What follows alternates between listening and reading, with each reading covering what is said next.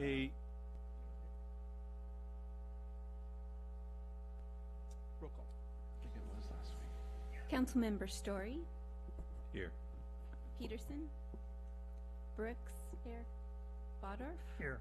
and Mayor Bertrand. Here. Let's do the Pledge of Allegiance.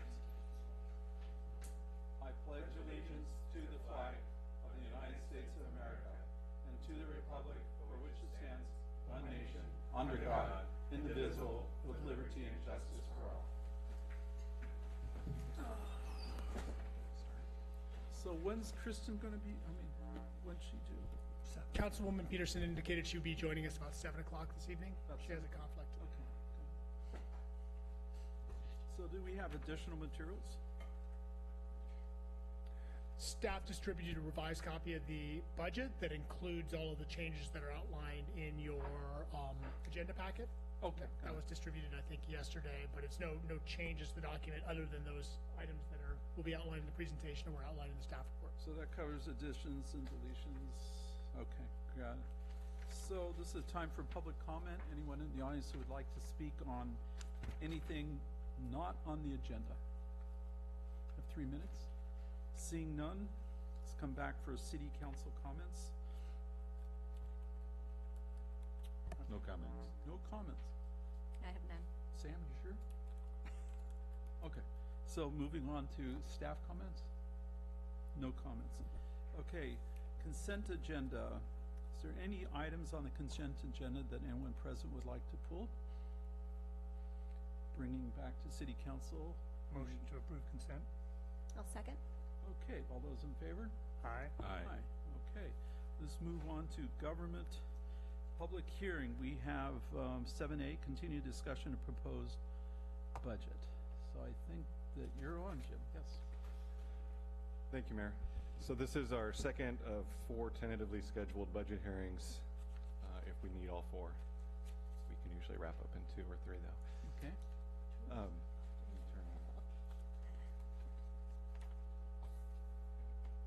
For everybody, gets everybody excited. So just by an overview, I'll go through a quick background of where we left off at the last meeting, go through a couple of proposed budget adjustments, and then follow up on items from the May 15th that the council requested us to follow up on. And then we'll get into the fund balance as well as the recommendation from the FAC, and then look for council direction as we wrap it up at the end. So in the quick budget summary, local economy is still relatively stable with our major revenue sources experiencing slower growth than what we've seen over the last few years.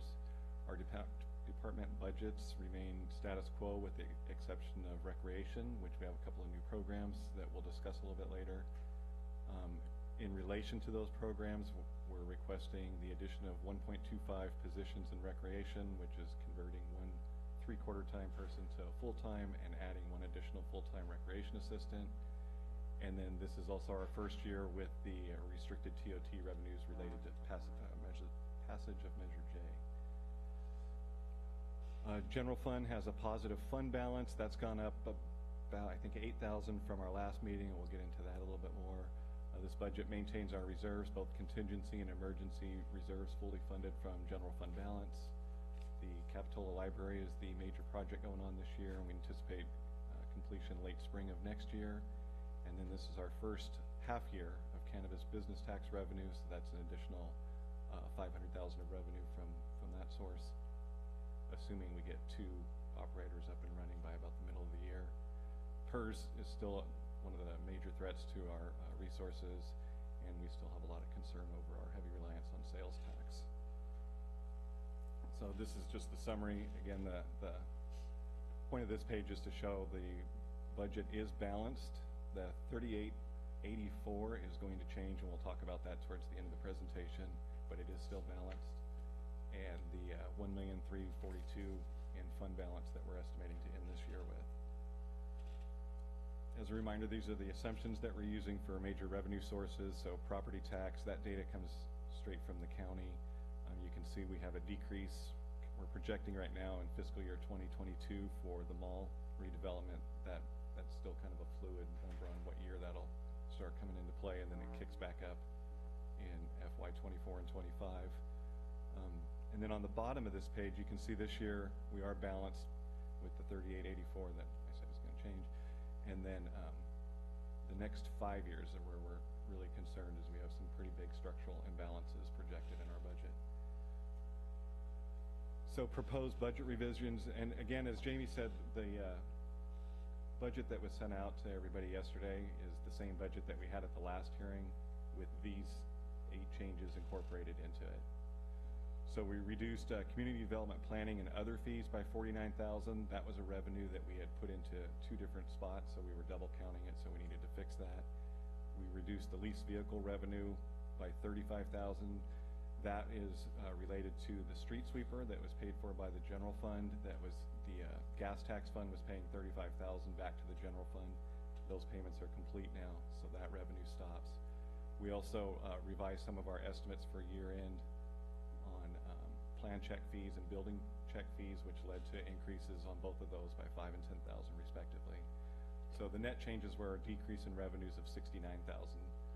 On the expenditure side, we reduced the Santa Cruz Regional 911 fees by $25,000.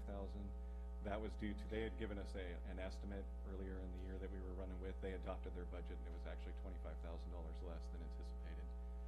We reduced contract financial services in the finance department by $7,000.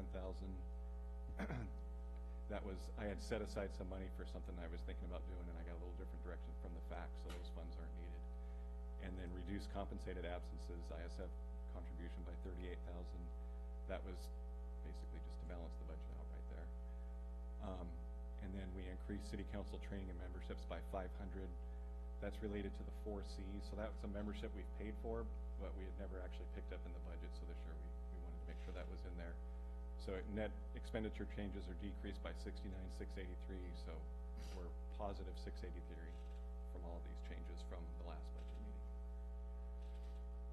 Follow-up items, there was a number of things that the council asked us to follow up on at the last meeting, so we're going to go through one of those. I'll switch off to recreation and public works when we get to those areas.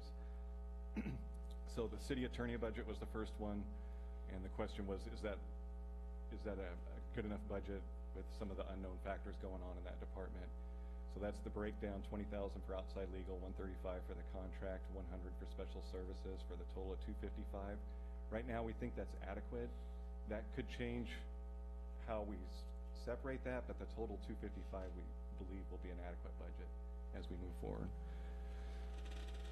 On one of the other items was all of the city council training and memberships. So that's everything that is included in that budget. So the first is the registration and materials for $10,000, which is $2,000, a fixed amount of $2,000 for each council member, and those are not shared. AMBAG for $3,500 and LAFCO for $7,500. I think we have to belong to those. I don't even think those are optional. California League of Cities for $6,250. Monterey Bay Economic Partnership, or MBEP, for $5,000. Santa Clara Roundtables, which is the jet noise, for $3,000, and then the 4C Central Coast Climate Collaborative for $500, for a total of $35,750. In your staff report, there was a typo. I think I had $35,250 in there, and that should be $35,750. We also had questions regarding the home program reuse fund, verifying that the balance of $527 was actually there, and it is. We had 2 pretty significant loans repaid during this past fiscal year, so those monies now become available for reloaning, and we can do first-time homebuyer loans with down payment assistance, health and safety improvements on owner-occupied rehabilitation projects, and we can work with developers on affordable housing projects. And then there was also questions about the recreation, quite a few on the after-school teen program, so I'm going to turn it over to Nikki, and she's going to go through all of that stuff.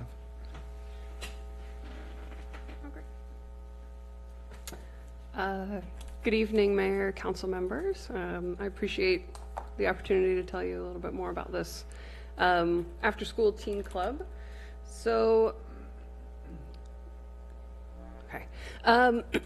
When I first started in September, I was basically given the opportunity to take a look at the programs that we were providing already. And we very successfully provide programs for adults and seniors, but could see, and during summer programs for youth, but could see that there was an opportunity to provide youth programs during the school year. So based on that idea, I started doing some research and set out with variables that looked at the location of after-school programs in the area, ages served, staff, youth ratio, activities offered, scholarship, and also took a look around the United Way, also provided some information on programs that were offered to teens. And this map kind of demonstrates programs that are specifically focused for teens, not necessarily an after-school program, but providing for teens.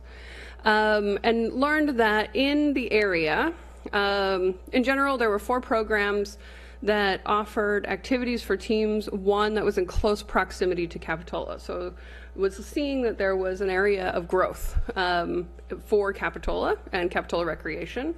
And in conversation with Soquel Union Elementary School District, they were really excited about the idea of having an after-school program at the site. And so moving forward with that, talking with them about opportunities, touring the site, and viewing a bunch of other programs, it was really clear that hosting a after-school program at New Brighton Middle School for teens would be something that would be welcomed, and it potentially in the future could also host a program for K through 5th.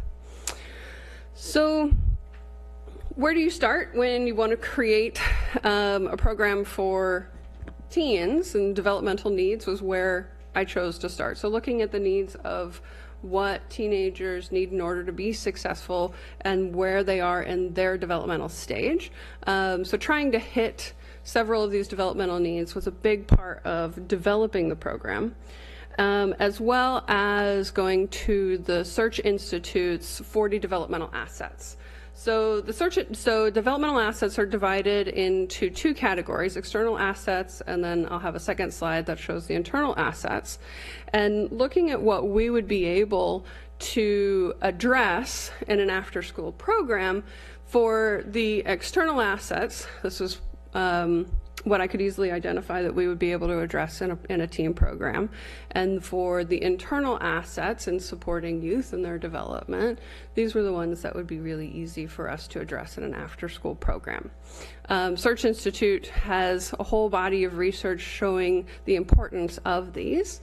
And so it was a really great kind of starting block for where we might go with that program. So based on the existing research, based on a lot of the data for developing youth programs for teenagers, I kind of set out with the idea of an after-school teen club that would provide youth opportunity for leadership and decision-making, really hitting on their developmental need at that moment, and a program that would focus on their pro-social interests, so things that are their hobbies, things that keep them really engaged and out of trouble, but also would create positive social, emotional, peer, and adult relationships is the big part. A way to achieve that is by providing a low staff to participant ratio. So the goal would be that we would have a 1-to-10 ratio for that optimal positive adult mentoring relationship. It would be located at New Brighton, which would also help enhance school connectedness. And the goal would be to operate on an enrollment by day model, which I'll go into a little more here. So the basic structure would be is that within a activity topic, each day of a week, the activity topic would be offered to the youth, and they would build their own goals around that topic, identifying the steps, and the staff would help to identify the steps to achieve that goal. And with any good goal building process. You need to have a check-in, and so they would have a check-in and ultimately leading through to achieving that goal. So an example of that would be for one of the days, we might offer an archery program, and the youth enrolled in that program would be given an opportunity to identify their own goals underneath that. And in this example, it would be maybe they would be visiting a walking archery range. So there's a skill building that needs to happen in order to make that goal achievable and safe and all the things. And so the session length of that program would be, then they would learn those skills through their youth guidance, or their staff guidance, in order to achieve that goal. And so in a different topic, not on a sports related, but maybe it might be digital media, a similar kind of idea, so that maybe the goal might be to develop a Capitola infomercial, and with their staff they would identify the steps that would need and the skills that they would need to learn in order to achieve that goal.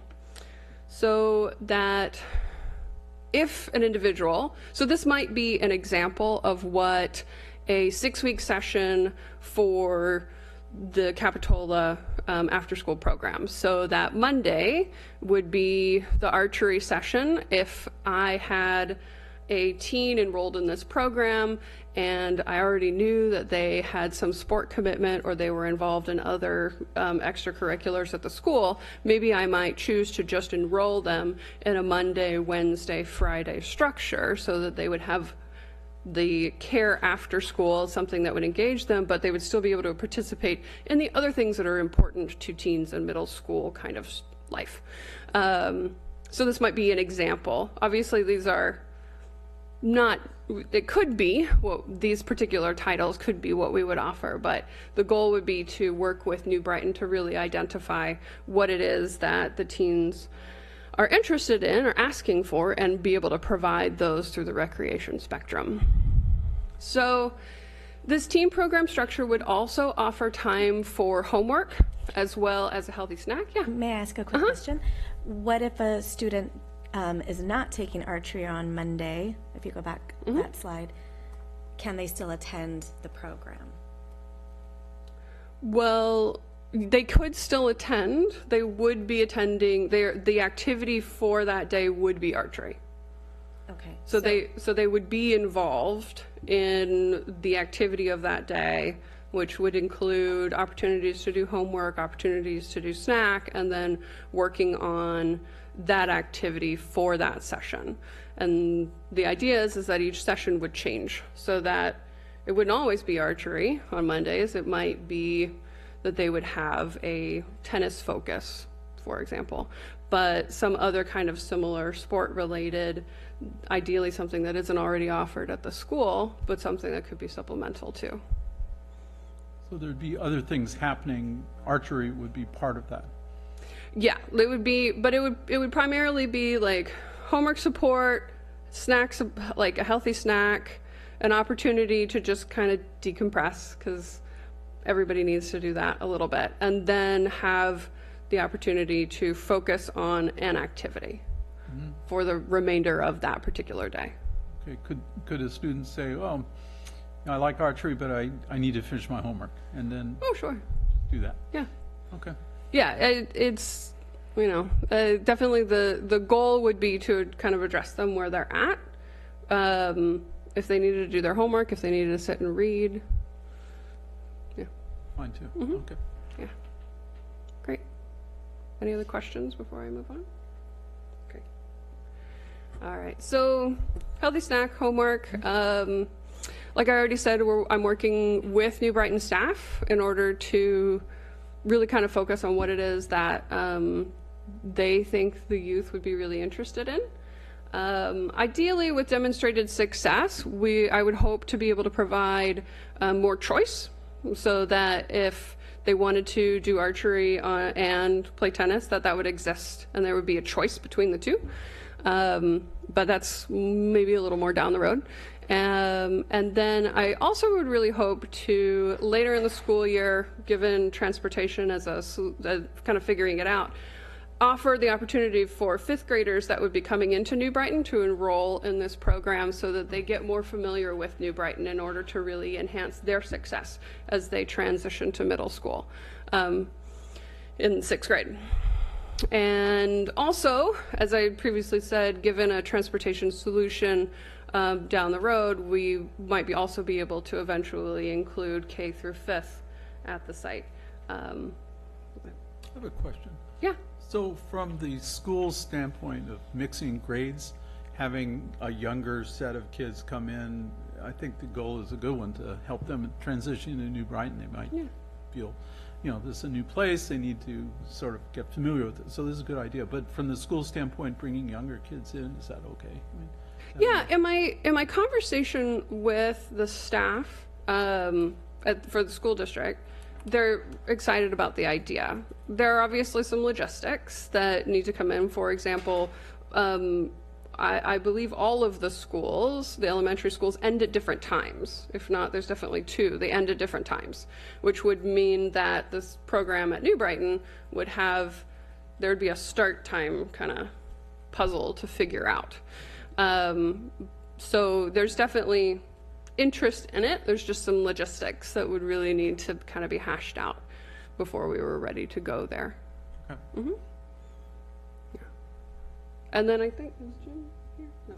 I know Jim Dupree was going to come and speak from the Soquel Union School District, so hopefully we'll hear from him a little later. So I wanted to just kind of address a little bit of some of the numbers as questions like this come up. So based on the fee schedule, this is outlined for the teen program. So for residents, $60 per week at a $70 non-resident per week. So that kind of breaks out to the $240 per month cost. Based on the 1 to 10 ratio that I had previously talked about, we would be planning on staff for 1 coordinator and 4 leaders working that program during just the school months. And then removing the staff expense, the rest of the program expenses are about $19,000. So just to kind of dial in on some of the numbers that are in that budget for you guys. And then with that, I can answer any additional questions if you have any. Sam, you have a question? Yeah, thank you. And thank you for that presentation. It sounds like it's a very worthy program to initiate. I think my question is, because this is a significant initiative, new for the city of Capitola, and we're about to engage in a strategic planning process, and we've allocated some funding for that purpose. Mm-hmm. I was wondering how this will fit in to whatever the ultimate findings of that strategic planning process may be. And it feels a little bit like putting the cart before the horse. And so what's your plan to reconcile both doing a strategic plan and in advance of that starting a significant and major initiative? Mm-hmm. Yeah. Well, so they're definitely kind of projects that kind of run in tandem with each other. But I agree with you. It is a little cart before the horse. There has previously had been a lot of interest in an after-school program. And if we pilot this program while also engaging in the strategic plan process, it'll give us a really good data set in order to explore what it is that the community is really wanting from Capitola Recreation. So hopefully this will actually further support it, because it's one thing to go out and survey people and say, would you really like to have an after-school program? Oh yeah, we'd really like to have an after-school program. But then to actually go through a pilot, get the enrollment, get the feedback, it gives you more rich questions in order to help guide a strategic plan. So I'm hoping that doing these two in tandem is going to lead to a really successful outcome. Okay, so the timing of both of these initiatives will be about the same. So the strategic planning process is going to be, what, started in September, when the school year starts? I mean, hopefully we'll be starting, in the summer, because a big part of recreation also includes the summer, and so we would like to get a lot of information.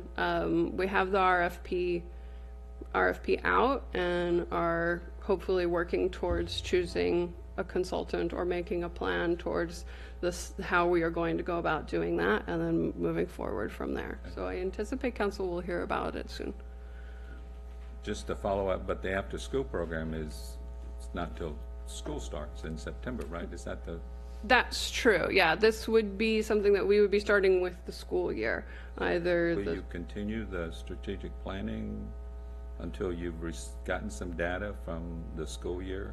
Yeah, typically strategic plan processes take about 8 months to kind of complete and go through the whole thing. So there would be overlap with that. Okay, good, thank you. Did I answer your question? You did. Okay, No, great. I think I have a better understanding, but I guess I just wanted to try to understand myself how those two things are going to come into play in tandem. And, you know, and I guess my concern is that if the strategic planning shows that there's maybe other initiatives that the community more wants, how we're going to be able to accommodate that if we've already made an investment in this. So that may be delayed in the implementation of maybe the strategic planning goals and objectives that come out of it. So that was just a little bit of, you know, my quandary and concern about how we are fair to both of those initiatives. So one of the keys to what staff is proposing this evening is that it's self-sustaining. And so it isn't relying, at this point as proposed, it isn't relying on a general fund or other sort of outside funding source. So obviously, yes, it's taking staff time on the part of Nikki to help set this up in coordination with the school district, but we're not diverting, you know, we usually put between $100,000 and $200,000 a year from the general fund into recreation. It's not increasing that draw, if you will. Yeah, okay, thank you. Yep. And what I would want to add to that, Councilman's story, is that there's this unique opportunity to partner or to rebuild the partnership with the school district, with SoCal Union School District, and the representative, you said there was someone who's going to be here. With the new remodels or the addition to classrooms on site, there is, from what I understand, they're going to be offering a place for you to house, God, that sounds terrible, but to hold the program at no additional cost. Is that correct? That they're not going to charge rent?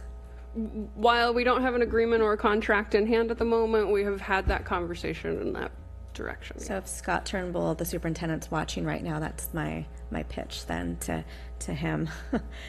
So you can hopefully carry that out. My question is that the daily enrollment, my concern is, because I'm really familiar with the necessity of this program. I know it's a high need, that these particular middle schoolers have somewhere to go. You mentioned like a Monday, Wednesday, Friday archery, or a Tuesday, Thursday opportunity. So, and I know that in the past, council hasn't put this much detail or effort into everything that you do within your department. So I appreciate you being receptive of this feedback.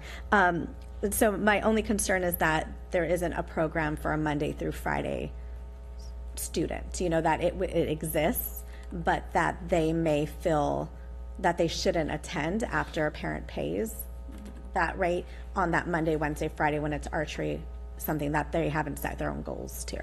So just something to think about as you move forward with this, the curriculum piece of it, that a model is created to be inclusive of every student throughout the week. Okay. Thank you. Mm-hmm. So you mentioned that, did you have a question? Quick question. Yes.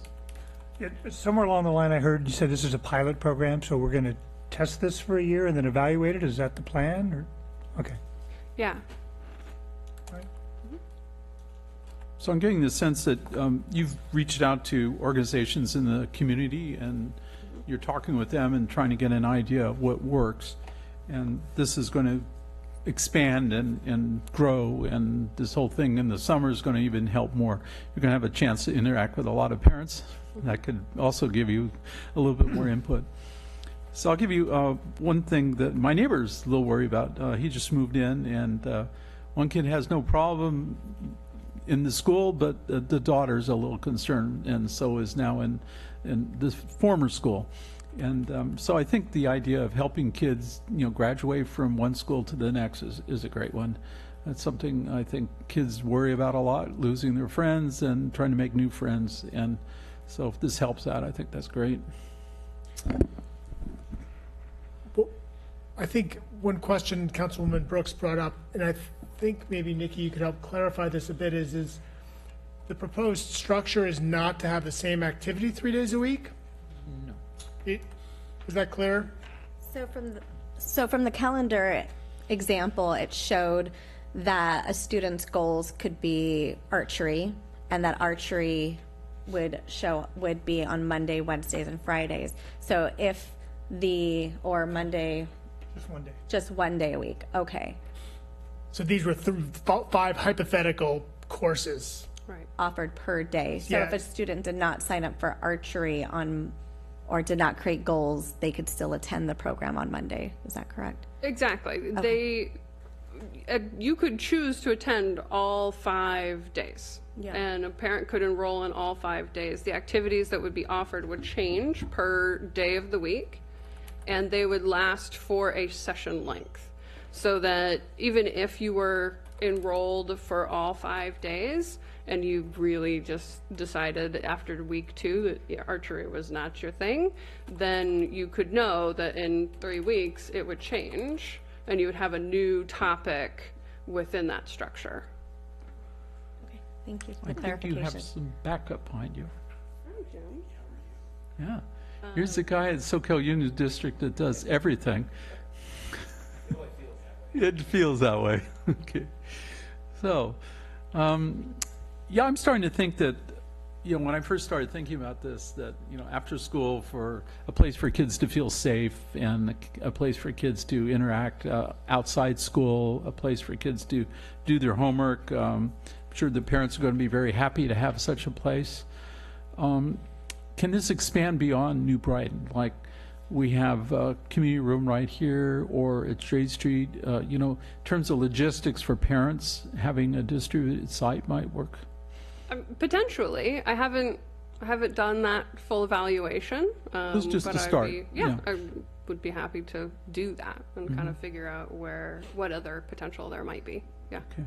So I think your point is a very good one, that this would be a great way to start working closely with the Unified School District. And we have the Breakfast Club, and that helps a little bit. But I think this is real stuff. This is something that's going to actually happen. So I appreciate it.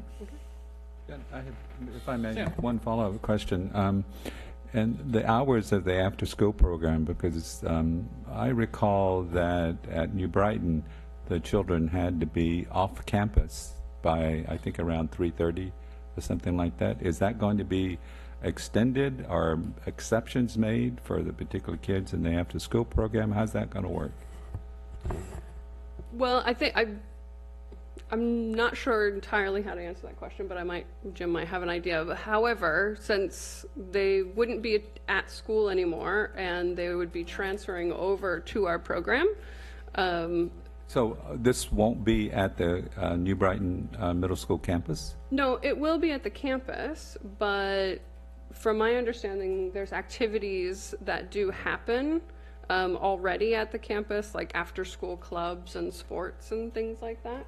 And then the idea is that if you're not there attending something, then probably the expectation is that you do leave campus. But if the expectation is that you're enrolled in the after-school program, then that's where you're meant to be. And we would be going, most after-school programs go until 6, and I don't think we would do anything differently. Mm-hmm. Okay, thank you. So, do we have any more comments from? Yeah. I think Well, she led the, we were waiting for you. Well, thank you for waiting for me. My name is Jim Dupre. I'm the Bond and Facilities Manager for SoCal School District. And I just want to that the council understand that we are in full support of this program. We've met a few times with Nikki, and we're very excited. We have really very limited after-school programs for our junior high students right now. There are some sports, but we know that's not for everyone, and band and some performing arts. But other than that, we really don't have much. This is a call that we really are in favor of. So I would just like to make sure the council understands that the school district is 100% behind this. We've met with Nikki a couple of times, and her enthusiasm is contagious. We're excited. We have the facilities to help, and the need that needs to be filled. Superintendent Turnbull and our CBO Michelle Kennedy would love to have been here today too and speak in favor. However, they're tied up with something much like this tonight with their school board. It's a Wednesday night. So I'm here in their feet to just say how much the school district is in favor of all of this, and we really look forward to moving forward. So we hope you support Nikki and her after-school teen club as much as possible. Thank you so much. If you have any questions, we can answer them. Thank you. I got an email from Scott, so I'd love to talk to you about, you know what I'm talking about. So let's talk about that later offline. I just won $1 in a bet, by the way, on that. You question knew right it. there. You knew it. Well, he set Thank me you, up. Jacques. He set Thank me you, up. Jacques. I appreciate it. Anytime you want to speak. Well, I don't know how to get a hold of you, but I'll go by the I'm easy to find. Yeah, you Yes, are? Okay, absolutely. I'll go by the district office. They'll tell me. Okay, thank you very much. I'm glad you won the bet because. Okay. So, any questions from the audience of Nikki's proposal to the city of Capitola here? I think it was a great proposal, and thank you very much for the detail. And I'm also very happy that you're reaching out to the community to find out what the community needs and adjust the program accordingly. And I think I'm looking forward to a report in the summer, how you've started a strategic plan and what you've learned and what kind of directions you're taking after you've found out more information. So thank you very much. So, continuing. Moving on to Capital Improvement Program. Good evening, Mayor and Council. First slide we have here is a revised version of the chart that was in the agenda packet. This one focuses on the projects that are uncompleted in the Capital Improvement Program and their existing funding levels. Thank you, Jim. I can run through each project very quickly. If you have a question when we talk about a certain project, why don't you stop me and we'll talk about that project then. So Clares Wharf traffic calming. It's been on and off the books since the Brisbane Hotel was thought about 10 years ago. Currently it's about $1.4 million project, and there's about $118,000. We had tried for a grant for that. We were unsuccessful with the grant. There was RDA money in it at one point that has gone away. The hotel was supposed to build part of it. So it's just a project that's been problematic in getting the funding together. I do have a question. So, has the nature of this project changed? Because you were talking initially about bulb outs. Is it sort of like a Claire's Light in terms of traffic calming, et cetera? So later in the presentation, we're going to talk about some council goals. This was the full-scale repave it, put in bulb outs and medians and everything. Okay. That was the nature of the project that was on the books. There is a scaled down version, which we'll talk about. Yeah, and that we could do at a reduced cost. Okay. So, thanks. Second project is 41st Adaptive Control. That's doing signal timing for the intersection, the traffic signal intersections on 41st Avenue. Right now, we are working with the Air Board. It's a $425,000 grant we have from the Air Board for that. We're actually working with the Air Board to increase that amount so we can include the Caltrans intersections, which are the two on and off ramps with Highway 1 and also with the intersection at Gross Road. The Air Board seems very interested in pursuing that, so they'll probably double the size of that. So this project it was designed once we bid it. The bids came in twice as high as we had anticipated. And at this point, we're hoping to get the additional funding and put it out to bid probably later this year. I do have another question. I thought it was very problematic to work with Caltrans. So we've had a change in that okay. view recently. They've indicated they are willing to consider it. They've narrowed our choices of controller systems down to a couple, rather than there's probably 10 on the market. So at this point, within the last 2 months, they've indicated they'd be willing to let us work. Will they put money into it? They did not indicate that one. But the Air Board is supporting it, so Yes. that's what we're. Okay. Monterey and Park Avenue Railroad Station, or pathway from the upper parking lot to Monterey. So that had about $250,000. We've spent we've spent the city share, which is about a little over $50,000. We have a $200,000 grant from the RTC for that. To tell you the truth, we're hung up trying to get it through the RTC because it does include a small portion of the rail trail. There's the whole rail trail design requirements about it. We're trying to get the soils testing and the lab testing done that was required. Getting agreements out of the RTC at this point has been difficult. But right now, there's no general fund money left in that account, and the RTC has indicated when we go to build, whatever the dollar amount is, that they would be able to help us fund the construction. So we just need to get the approvals in place. Brisbane Park, another Clare Street type project. So we built approximately half this project when we put the ADA trails up from the bridge up to the park. Originally, we had about $800,000, just shy of $800,000 in the project. 383 of that was a grant. To date, we have about $274,000 remaining. So that's gone for the construction of the paths, design of the paths that were built, and design work on the park itself. I'm still estimating about a $750,000 construction bill for that. So we have a shortage of about $475,000. We're still doing some design work. When we built the pathway portion of it, we realized there were some issues with the survey on that project. We are in the process, we've redone the survey work, and now we are doing some modifying the design to match the new survey information that we have. Does that explain the flooding? Yes. Okay. Yes. Park Avenue Sidewalk, you've approved the plans and specs for this a couple weeks ago. It's out to bid. It's completely funded at this point.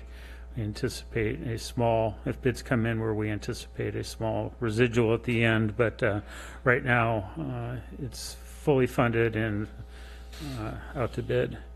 Park Avenue storm damage. So this is storm damage that happened when the large eucalyptus trees fell down on Park Avenue. It's actually being funded primarily by Caltrans. We have completed the design and all the forms necessary for Caltrans to approve it. We're waiting for their approval. At this point, we anticipate it in the next 6 to 8 weeks, at which time Caltrans will free up their money and we would be able to proceed. We'll get authorization for them to go out to bid. So that could happen anytime in the next month to 2 months. We had $107,000 of general fund money in it, and I think that'll cover our required share, and there will be minimal amount left over when we're done. Roundabout design at Capitol and Bay Avenue. This is one that we kind of initiated, got some preliminary design work just to kind of see how it would fit. Right now, the focus of that project is the one underneath with the utility undergrounding project. We are working closely with PG&E and the other utilities. They are very good at not participating in these, but we're getting through them and trying to get that undergrounding project along. I do anticipate the undergrounding project will probably need another $300,000. We only had $30,000 in it to pay for some mapping. The city would be responsible for the streetlights, installing new streetlights on the project, so that's what that money would be for when we get there. It's probably still, to be honest with you, at least a year away before we're talking about needing to fund that money. The roundabout itself, going back up a line, The dollars keep going up. It's probably $1.5 million project at this point to do that work. And right now, we haven't funded that. Real quick, when was that prioritized by council to be? I'd say it's On been the on the list. book for, I don't know the exact date. It's probably been on the books for about 3 or 4 years. Okay. Steve, we have enough credits for the undergrounding. That portion of it is We have enough credits for the PG&E portion. just the I'm street not light. sure about the AT&T and Charter cable, and that's where we are right now. We're trying to resolve the other utilities that need to follow along with that. The credits are only for PG&E's work. Okay, thanks. Would those be city lights or PG&E lights? They would be city lights at that point. Thank you. So moving on are the 3 Measure F projects. I'm going to kind of categorize them as one: the Capital Wharf Improvements, the Flume Rehabilitation, and the Jetty project. All those are in various phases of design. Where the wharf is in design, the other 2 we're waiting until next year to see if we get a $600,000 grant that would go toward that project. When we get there, we will allocate the necessary Measure F funds for those projects. Right now, we've allocated enough money to complete the design and permitting for each one, but we haven't actually allocated the amount for construction. But we will do that when the time comes. Bromer Street Complete project that is funded from a Measure D money and also from an RTC grant, $770,000. It is designed, it's on schedule, and right now it appears to be on budget. Let's hope that stays. I anticipate that going out to bid later this summer or later in the fall. And thank you for having the neighborhood meeting. I think that went well. A lot of neighbors came and had major concerns, but I think your presentation was great, and their concerns, well, just the way it's going to be, but they like what you're going to do. And we've been in, Kailash has been in contact with quite a few of them, continuing to work through several issues, and we're modifying the design, trying to make it work for them, because we know it's an impact on them to put that sidewalk in. So I really like that. Yeah, I know the driveways were talked about, that kind of thing. Right.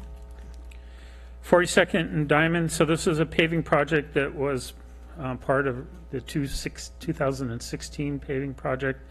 Due to the price escalations we saw at that time when the economy was struggling along, that project was deferred. We had some money, Measure D and SB1 money, that we had kind of earmarked for that in this year, but a month ago the council supported my motion to move that to the Park Avenue sidewalk so we can get that project done. Pick one or the other.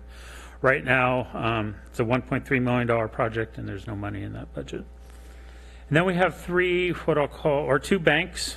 These are banks that we've used for completing projects when necessary. So first is street pavement management program. We did some small patchworks and other projects, and we've used this money, and it currently has $13,452 in it. Currently kind of unallocated. And then the village sidewalk cooperative projects, where we teamed up with property owners in the village and split the cost of sidewalk improvements, and that still has $18,160.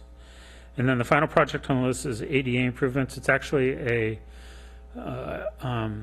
updating our access plan, and that is still work that is continuing. It has about $8,000. I think the budget will completely be spent by the time we're done with that. So that is a access plan that will identify all of our barriers to access and kind of develop a schedule and budget for implementing them. It'll be spread out over, probably 30 years by the time we get there, but that's what that project is.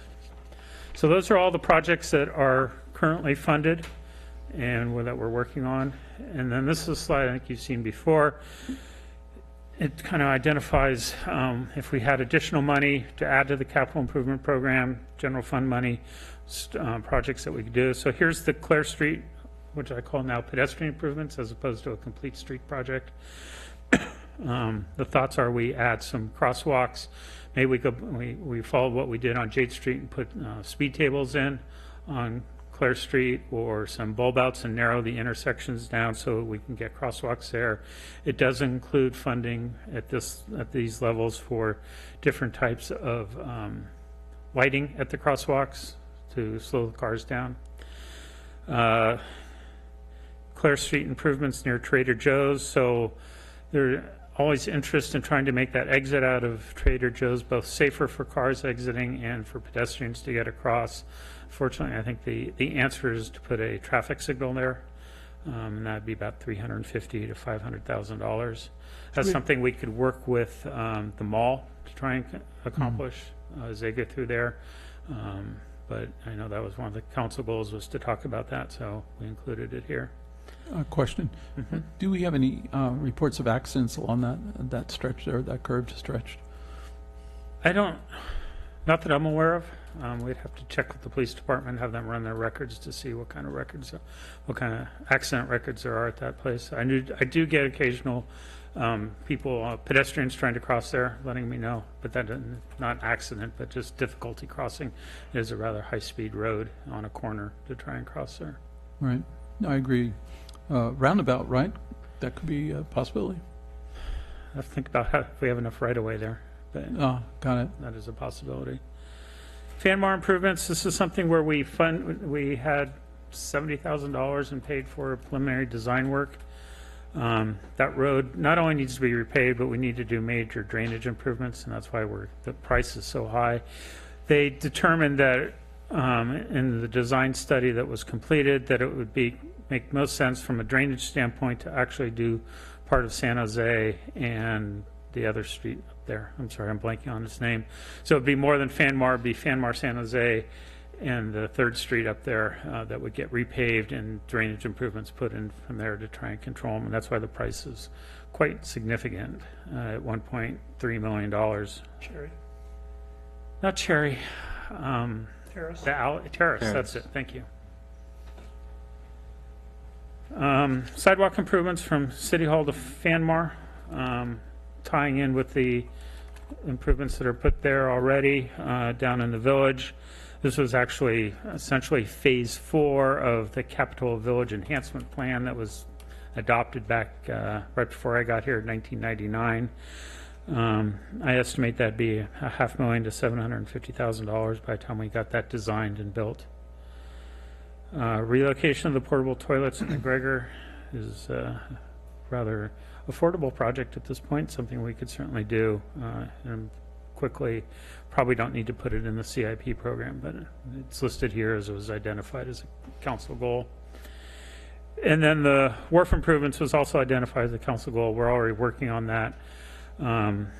We'll be returning probably next week with an update on the design. It's looking like the $5 million. We have a $5 million option and a $25 million option. So we'll get direction from council and continue working on that.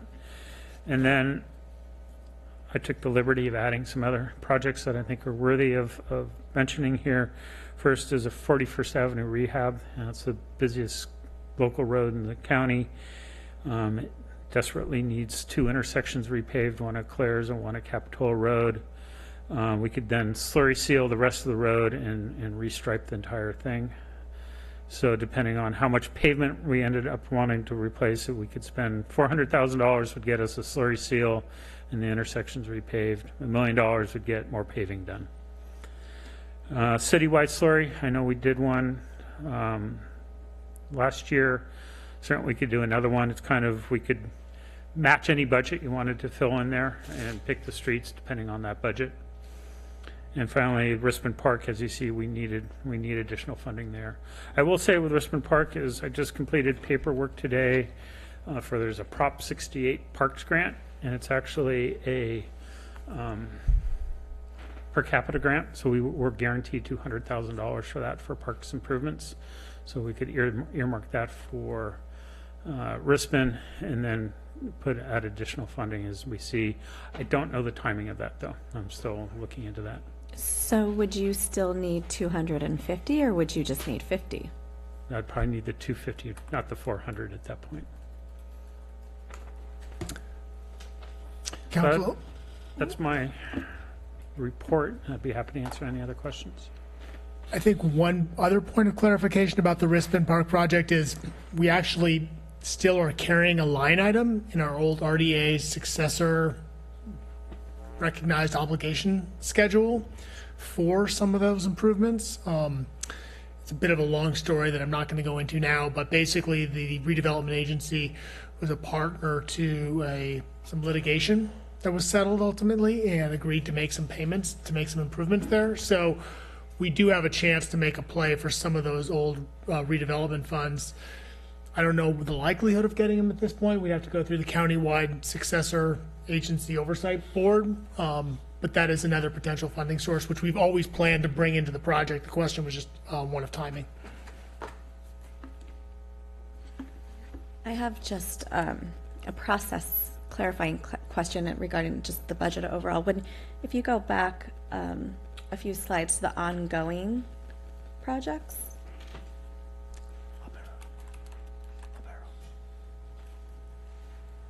And the allocation in the general fund on that line. So for line items such as the Monterey and Park Railroad Station that has a funding shortfall of $180,000, or the Claire's, where we've allocated or we've said $50,000 is there. Bear with me as I go through those steps. Since those projects are pretty much on hold, that's 50,000. So in my brain, that's 50,000 for Claire's. That's just sitting there because the project's on hold, and another 50,000 on Monterey and Park Railroad Station. Do we have the opportunity to use those dollars or utilize those dollars for other CIP projects, or is it because they've already been prioritized by council in the past that they have to remain there? So my response is probably more that our local funding pays for design work up front, and usually the grants pay for the construction. So you can see of the $250,000 allocation, our current fund balance on that project is only $219,000. Which project on the are you looking at? Monterey Parkway. Okay. So of the 250, we have 219, so that $31,000 has come out of the general fund allocation from there already, because we have not received any of the $200,000 in grant money yet until we get to construction. So we could take that $19,000 out of that project, but we wouldn't have any more money on that one. And that's generally the way all the projects work, is that our local money pays for the construction and the grants pay for the construction. So regardless of the projects that are in design, what about the first one that's on hold? Claire's and Wharf traffic calming. Just hypothetically, that 50,000 in general fund, 120, there's a substantial shortfall, right? Yeah, so we've overspent our general fund money already on that one, and are kind of carrying it with the other fund balances on that project. So there's that, I would say that Claire's Wharf, there's no general fund money left at this moment. So I think what you meant to say is we pay for the design and then. Correct. Revert, Yes. yeah. Yeah. Right. So there's no secret hidden money that we haven't spent there to use. I was looking for some. Were you? I Okay, couldn't me find too. any. I was trying really hard. Yeah. So pretty much we've indicated our commitment to that project by putting general fund money into the design. So, Thank you. now Kristen came late. Is there anything that you want to catch up on? I mean, you're usually well prepared for these meetings, so I don't know. Yeah, and the capital improvement projects we went over at the FAC meeting. Okay, I'm comfortable with that. Okay, great. Okay. So, Sam. May I ask? Yeah. Steve, do you have any recommendations about where we should focus our funding for this next year on these particular projects? On these particular projects, I mean, it's your priorities, but I think obviously the Brisbane Park has been on the books long enough. It's something that's attainable at this point. Claire's do the pedestrian improvements if we want. Okay. As far as the projects that are unfunded, like the utility undergrounding, I think we wait until we need that money to allocate it. I would try and pick something that. Okay. And then from my standpoint, addressing 41st is a pretty high need at this point too. Yeah, I get letters about that one. I haven't seen the design for the Brisbane Park. Is that going to include lighting along the It path? does include lighting. Okay, thank you. And just a follow-up, did any recommendations come out from the fact about prioritizing these projects? We talked about that, and we realized that's not our duty to prioritize, just to deal Okay. with the money issues. All right. So this body prioritizes. All right. Pass it Well, it's to good to Jim. take input, though. So was my only Yeah, question. but we did talk about that quite a bit. Yeah. Well, it says you made a comment. You did make a recommendation in the fact. Said that you should try to fund some big capital improvement project. Is that? maybe Yeah, in the that's notes? more bang for the Is that buck. just a Okay. general I statement? can Yeah. kind of go through that I mean, conversation. it's in the with- notes here, so I just want to. Yeah. You're absolutely right. When we start talking about the general fund balance and all the different options, then that's one of the pieces that we'll talk about. Okay. Good catch. Okay. Okay. So where are we right now? So we have a few more items to cover, follow up from last meeting. Can you go back to one slide? Was We the do last have slide, Jim's. I thought, and we changed it. It was about the Begonia Festival or something. Yeah. Where was that? Okay, I just didn't catch. I was reading halfway through it. Right, so next slide. Did you already discuss that, or were you going? No, to I was just about to, Okay, yeah. all right. So just this week, we received a request from the successor to the Begonia Festival, the Beach Festival. They're asking for $5,000. Historically, the council will recall that we did donated $5,000 a year into the Begonia Festival. Last year, we got a request late, right before the Beach Festival, for a $5,000 contribution. The council authorized it from the city manager's unanticipated events. It wasn't programmed in this year's budget. So we can talk a little bit about if the council would like to fund that request. Our recommendation of how to do that would be to decrease the community TV budget from 10 to 12,000, 12 to 10. And we have $3,000 of net annual budget surplus we could work from to get to the 5,000. So that'll be, The community, what? we have a budget each year of $12,000 for the community television contract. Oh, okay. And I think we're pretty comfortable with the $10,000 figure. So we think that there's a little bit of room there if we needed to come up with a couple $1,000. Okay, got it. So I think, Jim, you have a bit more, yes. So I think the final request that we got was to go through each of the options related to the general fund balance. And this is really where the FAC spent the most of their time at the meeting that we had last week. So starting off, the FAC also agreed with the staff recommendation of maintaining the minimum $800,000 in the general fund. The other potential uses were leaving all of it intact in the general fund for budget shortfalls, depositing into the PERS trust fund, paying down principal on the Pat Cove debt, increase the deposit in the facilities reserve or additional CIP projects, or a combination of any of the above options. So I'll go through each one of those. As far as leaving intact to offset the budget shortfalls, we're currently projecting the next 5 fiscal years after this to be structurally unbalanced. So that would be one reason to leave it in the general fund to help offset some of that. PERS trust fund, some of these questions may have come from the FAC, but they were curious as to how much have we deposited, what's our balance, and what's our UAL. So as of the last statement I have is March 31st, we had $845,000 on $800,000 of deposits. And I will say that I'm glad I'm reporting that in March and not the December balance, because it was less than $800,000. So that, as much as it's supposed to be low risk, it still does have some volatility in there. We could increase the deposit into the facilities reserve. So best management practices recommend depositing 2 to 4% annually, which at the time that we had that report done, our assets were valued at about $17.5 million. So that would be $350,000 to $700,000 a year going in there. This year we're depositing 108, which is actually a little bit higher than what we've done the last couple of years. But we're also appropriating $50,000 for the community center and anticipating an estimated fund balance at $439. Paying down principal on the Pat Cove debt. So currently our balance is just a little bit over $1 million. If we continue on the schedule, so by way of background, we refinanced that debt. It was originally taken out in 2012. We refinanced in 2013, lowered the interest rate, but we continued to make the same dollar amount of payment, even though the payments would have lowered. So we've already, just by doing that, shortened the, when that debt will be paid off by 2 years.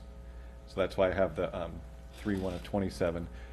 But that debt, we lowered it from 5.14% down to 3.25%. That's going to reset on March 1st of 2022 to the greater of either the 3.25 that it's at now or the U.S. Treasury plus 1.5%. U.S. Treasury, which actually was 241 last week, dropped to 225 this week. But just to give you an idea, you'd add 1.5% to that. So the FAC wanted to know what would the savings be if we made different deposit amounts. So staff ran some calculations on making a payment of $100,000, $200,000, or $500,000. We assumed interest rates ranging from 3.25 up to 4.50, and if we were to pay off $100,000, it would cut off a year of the debt. And our thought is, from the staff level, is to continue to make those same payments, even if we could technically make a payment and stretch it out longer. We don't want to do that. So it would cut off a year. When you take out the $100,000 that we prepaid up front, we'd save anywhere from $26,000 to $36,000. Actually, 27 to 20, 37. $200,000 cuts another year off and basically doubles those savings up to $51,000 to $68,000. And $500,000, the debt would be paid off 2 years sooner than that. So it'd cut off a total of 4 years, and it would save about $104,000 to $133,000. So that was what the FAC discussed last week. They kind of came to a consensus that the return on investment on paying down the debt wasn't really worth giving up that liquidity of cash. We then talked about maintaining the general fund balance of $800,000, as I previously mentioned. And we did look at all of the capital projects that Steve went through on both lists, the ones that are currently in various stages, as well as those on the council goals list. And understanding that the FAC can't select the actual project, what they would recommend is using up to the 541, 542 to complete a high impact, highly visible project. So they were looking at a couple of them on the council goals list, and their criteria was something that's high demand and high visibility that we can complete during this fiscal year. And then if we pick a project that, if council goes that direction and the project comes in at less than the 540, any remaining balance they would recommend transferring to the contingency reserve to overfund the contingency reserve, if you will, anticipating drawing it down at probably when we get to redeveloping the mall. I'm sorry, I can go back. Just the last one I didn't. I'll do it, okay. So the recommendation was building off, I think, something that Mayor Bertrand mentioned in our last meeting, which was potentially establishing some sort of reserve to help buffer the mall redevelopment or an economic downturn. I think their suggestion was we could use the contingency reserve for that purpose and overfund it, if you will. And that's invested too, so we're getting interest on that. Correct. Are we at fault if we pull from the contingency reserve at any given time? We're not at fault or in a default, if you will. We talked about this at the FAC. The target balance is set by council. If we get to the point where we're drawing down on the contingency, say to cover some shortages during the redevelopment of the mall, my recommendation would be to, at the same time we're pulling, is to develop the plan on when we're going to get it fully funded back up. So if we pull out $200,000, we'd say, okay, by the end of 2 years from now, we're going to have it fully funded, or within the first year, the mall's fully back open. But we would have a plan to get it back up there. And how would that be different than just leaving those dollars in the general fund? You know, so instead of saying, here's it's still general fund dollars. It's still general fund dollars.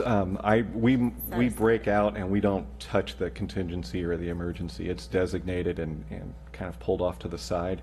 The general fund, leaving it in there, there's ebbs and flows depending on what time of the year we are. So in theory, we could spend some when we're waiting for property tax to come in and then put it back in. Moving it over to the contingency fund just, I think, makes it a little more transparent in what we're doing. it also reminds me of a situation where the city had spent its contingency and reserve funds after 2011, and we were underfunded at a policy level in both of those. And I think it was actually Councilmember Story at the time who recommended moving ISF funding into the emergency reserve to help get us back on track, refunding those contingencies, those reserve funds. And I think, at the time, from a staff standpoint, whether it's in a reserve or in fund balance, it's not that different, but at the same time, I think it represents a commitment by the council about where that funding is and what its intended purpose is. And did we decide to increase the level of contingency reserves from 10 to 15%, or is that what we're discussing also? No, we did that in 2012, I want to say. Okay. So it is at 15%? Yes. We would have to set a revised policy to increase the percentage in contingency. I think you could overfund it. I don't think we have to revise our policy target. The policy target's a minimum. Yeah, it's listed as a minimum target. Okay. And with that, we can take any questions. So what we are looking for tonight is direction on the budget, direction for use of the fund balance. We also still have the $22,800 in youth and early childhood TOT funds that can be allocated, direction on funding for the beach festival, and then any other direction or things that you'd like us to work on and bring back. Yeah. Just before we get to that, I did have one question here in the FAC recommendation, and I was kind of struck by the particular one, a high-impact CIP project could be completed in 1920. And so I guess I just wanted to check in with Steve. Do you want another big project, or could you handle another big project, high-impact project, and complete it in 1920? Thank you for that question, because that's always a difficult one to I'm trying to make sure we time don't frame on these. I mean, Right. we're dependent on Right. consultants helping us put plans together and the whole bidding process and that. Certainly, we can make it a goal. If it's something like, the Brisbane, we're pretty well along the design. I think we could achieve that. Okay. Claire's and 41st, am I going to complete them by this time next year? It'd be close. I couldn't Could be? promise Okay. it, but yeah. Okay. Maybe we should be a little bit careful about setting up high expectations. Right. That then if they aren't met, Projects always have their own, have a Right. life of their own, and they're not held by the fiscal year, so it's hard to say on a large-scale project like that. But it's something, the slurry seal and speed bumps or something, I think we could do pretty quickly. sure. Okay. Thank you, Steve. So 41st would probably qualify, right? 41st? I believe so, yeah. We have the pavement index and the condition reports all done. We would need to get a consultant on board to help us with the plans and whatnot. But I think we could meet that as long as, we can fit it in with that whole other list of projects. That becomes the other issue, is juggling all the projects. Yeah, probably help speed, probably traffic flow, major impact. It would be a nice project to get that done. Okay, thank you. Mr. Mayor, just a question for Steve. The formula funding for the park grant, do we anticipate when we have the first opportunity we have to spend that? I remember I saw the email, but I'm not. I got information on it today. It didn't give me a schedule. I need to check on that. I don't know the schedule of the allocations. Okay. I believe it's relatively soon. So one of the things to think about with the Brisbane project is between that park grant, which is, it is non-competitive, it's formulaic. So it is funding that if we were to direct it to the Brisbane, helps to close the gap on the Brisbane project. In addition, we do have that outstanding old RDA money, which I think we're better served by making a play for it sooner rather than later. So one strategy could be to earmark some set of funding, whether we keep it in fund balance or we actually transfer it into that project, and we go for the park grant and we try to get the RDA funding tied up as soon as possible. Hopefully then we can close the Brisbane project grant, and then since nobody's mentioned it, I will just put a plug in for slurry seals. Slurry seals are quick projects that can get done in a fiscal year. Am I hearing you correctly so would the $800,000 as recommended by the FAC remaining in the general fund balance cover that whatever you just said. So my suggestion would be, if you were going to earmark maybe $200,000 for the Brisbane, either transfer it from fund balance into the Brisbane project, or just hold it in fund balance and keep your fund balance instead of at 800,000 at $1 million. And then say, look, let's make the play for the RDA money and let's get that state parks grant and put that into the project. Okay. In the past, you've sort of done a little spreadsheet so that we keep track of things. Maybe we could start doing that. I think at this point, ask city council members what you are thinking about. One thing that was missing from the presentation was the amount of money for the child care centers. So I don't know how much that was gonna. This could come from the TOT. I think that's what you're thinking about. No. My question from the last meeting was, how much does it cost for a business to open? I'm sorry, we missed that. Yeah. We did the research. $2,500 is about the average cost to get a daycare center open in the city. We've seen about one application in the last 5 years, according to Katie. So $2,500 is about the average entitlement cost for a child care facility.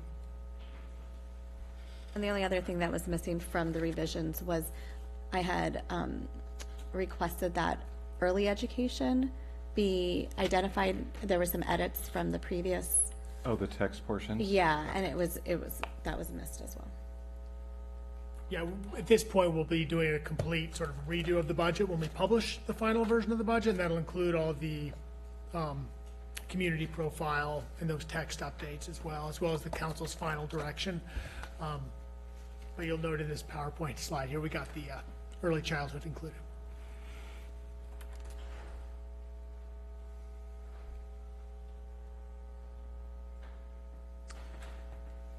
So, Want to start?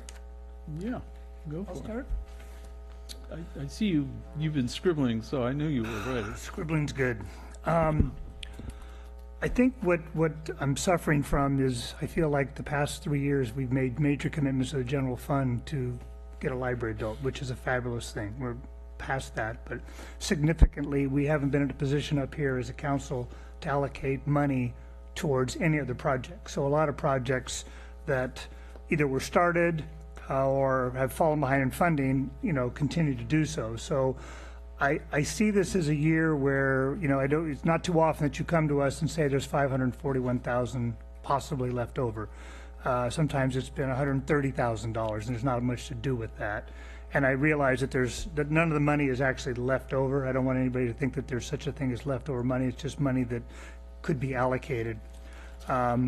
With the library being funded, to me, the next priority, and I read this in the notes, and this is what came out of the FAQ. It says, additionally, the FAQ's recommending fund balance for a high impact and highly visible CIP project. Well, there is no other project other than the Brisbane that's been dragging on for eternity. Okay, Steve, I know you feel pain by that because it's not your fault, but you want to get that done probably more than anybody. So whatever we need to do to allocate money, and if the cost has gone up, I do like the idea of, I'd written down here to put 200,000 into it, especially when you came up with the grant, and I would recommend that we just raise that from 800,000 to $1 million in the general fund and leave it there, and do those two things which we haven't taken to do, which is go for the RDA money and go for the grant.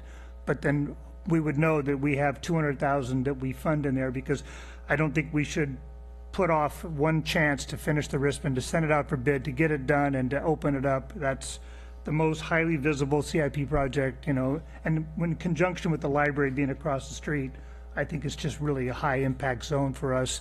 We're going to have underground wiring. We're going to, we're really pumping a lot of money into that that intersection there, and the park just seems like it would be the perfect fit. So I'm advocating for that money to go there. The other projects are they're either too big or too small. Okay, I think that we have reasonable chance to do something on Claire's. I don't know if it would include the bulb outs or the traffic calming, but I'm recommending setting aside $150,000 here to do at least a crosswalk, something. okay? Some kind of improvement there to show, we should at least have a crosswalk, okay? I don't know if there's gonna be another crosswalk when the library's done as part of the library funds or not, but another one down closer to, I'm gonna throw a guess out on the street here, 42nd or something, that's probably a good place. So if you could focus on some kind of a, you know, traffic calming enhancement, whatever it is in that area, that would be the other portion of it. And the other project that we've, you know, entered into and we're so close to completing it is this village enhancement project. We went through, we widened the sidewalks in the village. We got big into the merchant participant sidewalk program and developed the, well, I'm going to call it the river side of Capitol Avenue. We got that side all done. And the only portion that's not done in the village is that segment in front of those condominiums in Bella Roma and the law offices there. And I've been lobbying for this project for ever since I've been on the council, Steve. It's a horribly designed engineering problem with parking and people trying to get out of their cars, and anybody that's ever tried to park there. It's just a ridiculous situation. We had, before we put up that wall that was there, we had people were falling off that sidewalk. Our reliability was great. We finally put up the rail, then we improved it with the art rail, and now I still refer to it as the lipstick on a pig project because it's got this absolutely fabulous art rail that, and if you look underneath from the side of the street, you can see the sidewalks at least 30 or 40% undermined. You know, it's just a miserable project, and I'd like to suggest $200,000 to finish that project. So what I'm proposing is the Rispin $200,000, the Capitola Wall $200,000, and the Clares $150,000. And I'd also like to see us get out of this Monterey Bay economic, whatever it is. It's $5,000, and it seems like it's a perfect fit for the funding of the Begonia Beach Festival as a trade-off. And yeah, that's what I got. I did notice, you know, I'm looking at these funds. I'm taking lessons from Yvette over here. She's trying to scarf money, but there's some projects that are like could be $36,000 left over from Park. I'm being optimistic because I mean I say that tongue in cheek. There was another number up there. It was $18,000 that was on one project, and there were small funds that could add up to something. I'm not saying, but those could just be watched to supplement either one of these projects. If Claire's end up running $50,000 over, I think there's $50,000 that you could find to do that. So it's a ballpark of like $200,000 on each. But just to satisfy the 541 number, I came up with the 200, 200, and 150, and that's all I got. Can you do an Excel spreadsheet so we have a sense of what everyone's contemplating? Thanks. I thought we were close to 800, so how did we get to 541? The fax recommendation was to maintain a minimum of 800,000. We're that was part of our recommendation. An ending fund balance of 1,342,000. Yes, got it. So it was the difference between the. So we could go over that a little bit. Doesn't have to go about 542,000. I just rounded it to 550. That's good. So what would happen after we moved from 800,000 to $1 million to move forward with the Rispin project, and it exceeds that 250,000 and end up on the high end of 400,000? I think that's where the difference was on the chart up here. Where would those, are we? Do you know on the high and low side of it? The grant we're going to definitely get. It's a formula grant. Right, but that was, let's see. It's 2 and 2 is 4. Okay. Yeah, Steve. Is that right, Steve?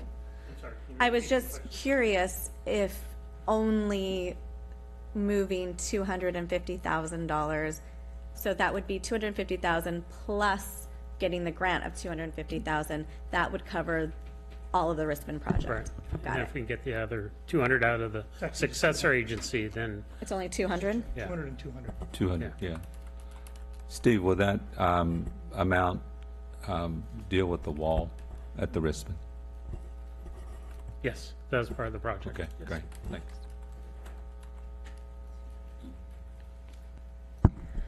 I'm in support of the funding for the Brisbane project. During the discussions at the FAC meeting, that was, what we were discussing was putting money towards a capital improvement project that we would be able to actually get done. And I think that was really an exciting concept. I am still very concerned about the idea of leaving some money to address the budget shortfall in the coming fiscal years, because as mentioned, in the next 5 fiscal years, we're going to have budget shortfalls. And so if in the next fiscal year we're doing the budget and we're saying, man, if only we'd had money last year to address this, well, we do, and that's what we're looking at now. And so my concern was that, and I'm trying to find it, I can't find it right now, the page in the budget that shows how much we're actually potentially looking at being in the red next year. Do you remember the number for that? Yeah, It's up here. It's a chart here. Yeah. 410. Oh, it's good. There it is. There it is. What was it? 389? 389. 389. So when we were at the discussions in the FAC, were something along the lines of, well, maybe we could split it evenly, maybe we could split it more towards CIP, more towards something else.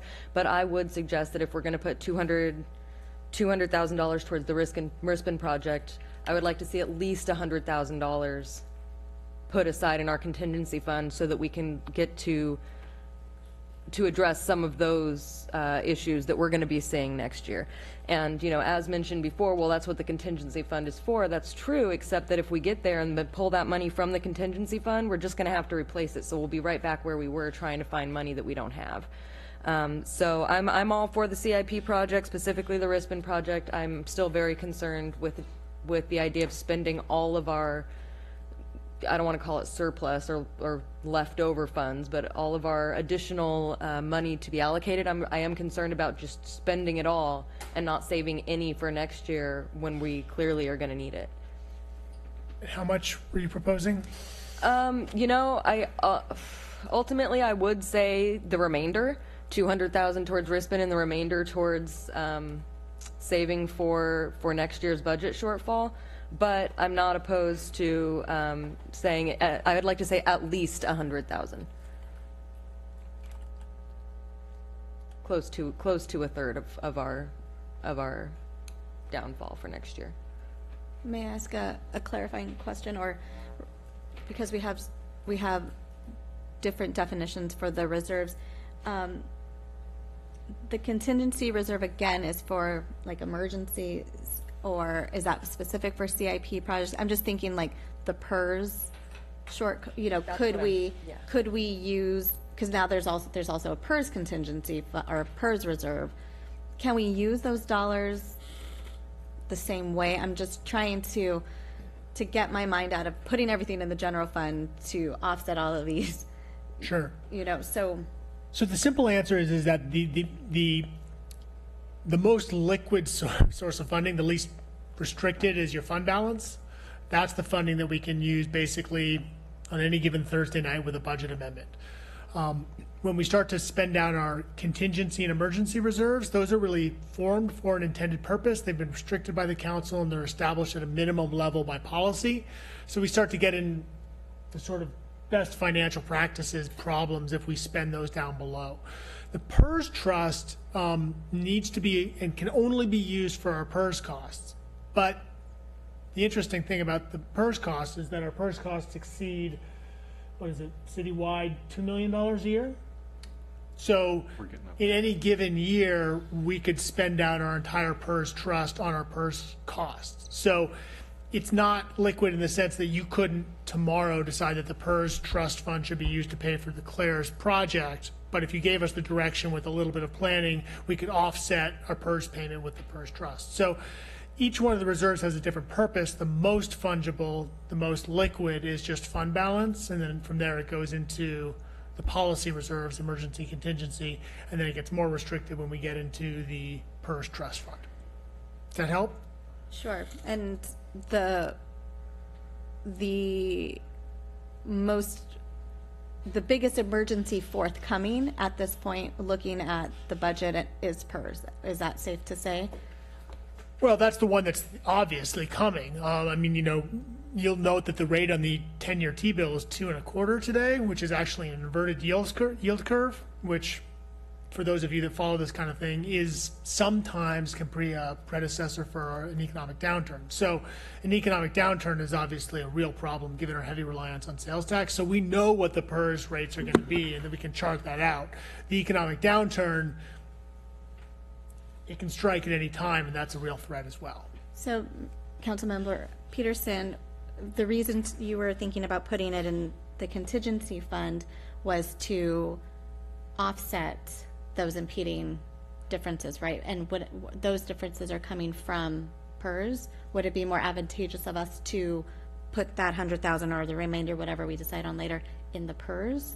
We had discussed that during the FAC meeting, and that was actually originally my thought was, let's just put this towards PERS. But as our city manager mentioned, that once it's put towards PERS, it's kind of stuck as a PERS fund. Whereas if we put this in our contingency reserve, the plan is to use this extra money to address our budget shortfall. But if there was any other, I hesitate to say emergency when I mean contingency, because our emergency reserve is specifically for like acts of nature emergencies, correct? Like earthquakes and tornadoes and stuff. So, but if we had other contingencies that we needed that money for, we could use it. Or if it turns out next year that one of the things that's causing our budget shortfall is bigger than we thought it was going to be, then we could use that, or we could decide to put all that 100K towards PERS next year. But I did feel like it was important to have something set aside to start to address that, so that we're not here next year going, well, we knew this was coming, but I guess we'll deal with it now. Thank you. 200.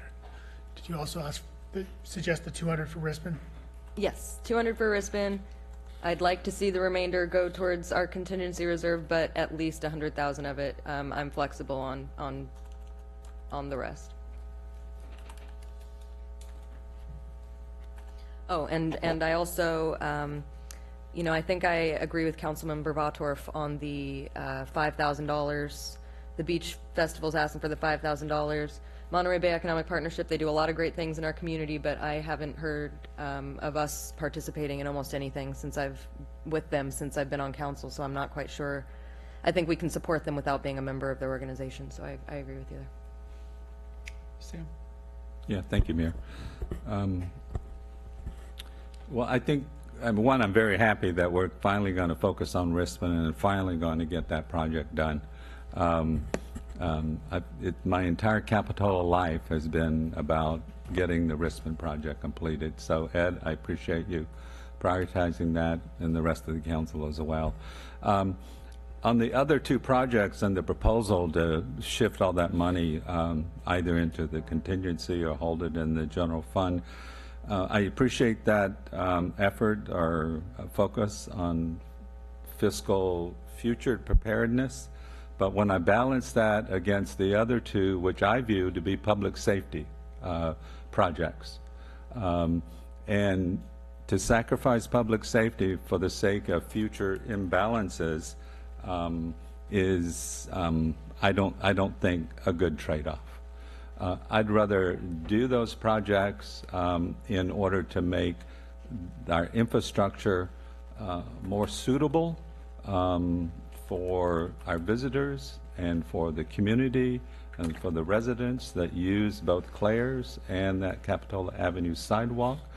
The Capitola Avenue sidewalk, it's mostly used a great deal by tourists who park here and traverse their way to the beach.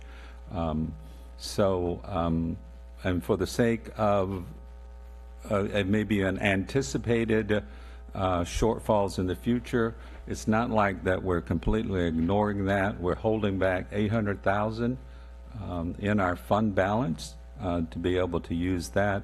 And I think that if those were to befall us, we have mechanisms for being able to deal with that at the time that it comes up. So that's not my preferred trade-off. I'd rather see us use that $500,000 for the projects as outlined on the spreadsheet up there.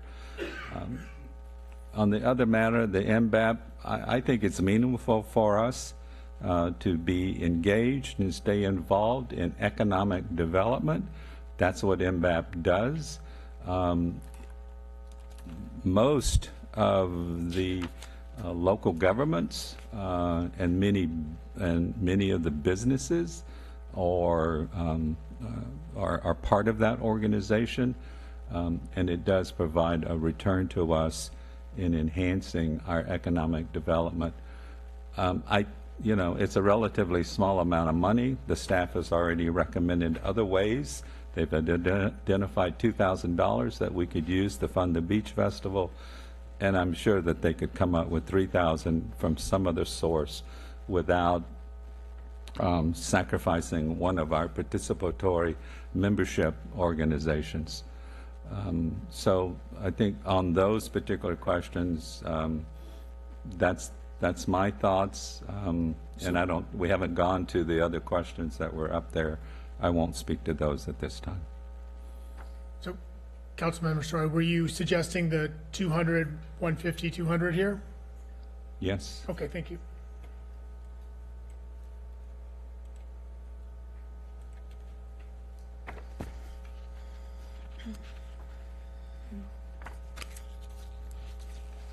I guess that's me, huh? Yep. It's my I turn. can talk if you want. No, it's all right. I'm trying to remember what it's called, but there is a special funding source. I was trying to look for it. Like community service. There's an allocation of like $10,000 we set aside for things.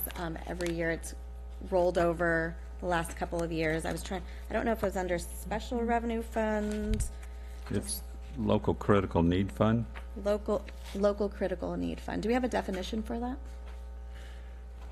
I don't think we do. You know, that came out of the process last year during the community grant process, and then we discussed it more at mid-year last year, but I don't think we've ever formally defined exactly that.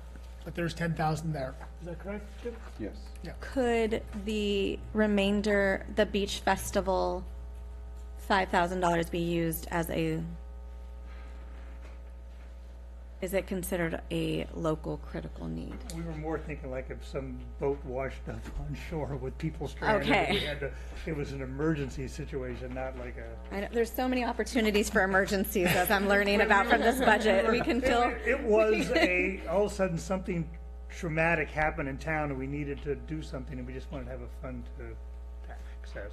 She had to be Specifically convinced, for, Yeah, we got that, we created that out of the community grants fund. yeah, it was specifically for if there was some kind of emergency that we would use our emergency reserves on our end, but then if we needed an agency in the community who would provide food for people who, had been displaced from their homes, or could provide vouchers for hotel or something like that, that Not money having a could- party.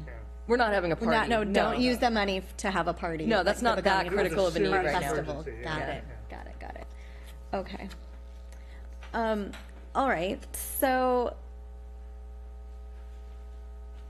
I think the only information that I'm missing, if $200,000 is reasonable, as in a reasonable set aside for the Capitola Ave sidewalk at Balaroma, that piece, if that's enough there. So that would be my question to bring.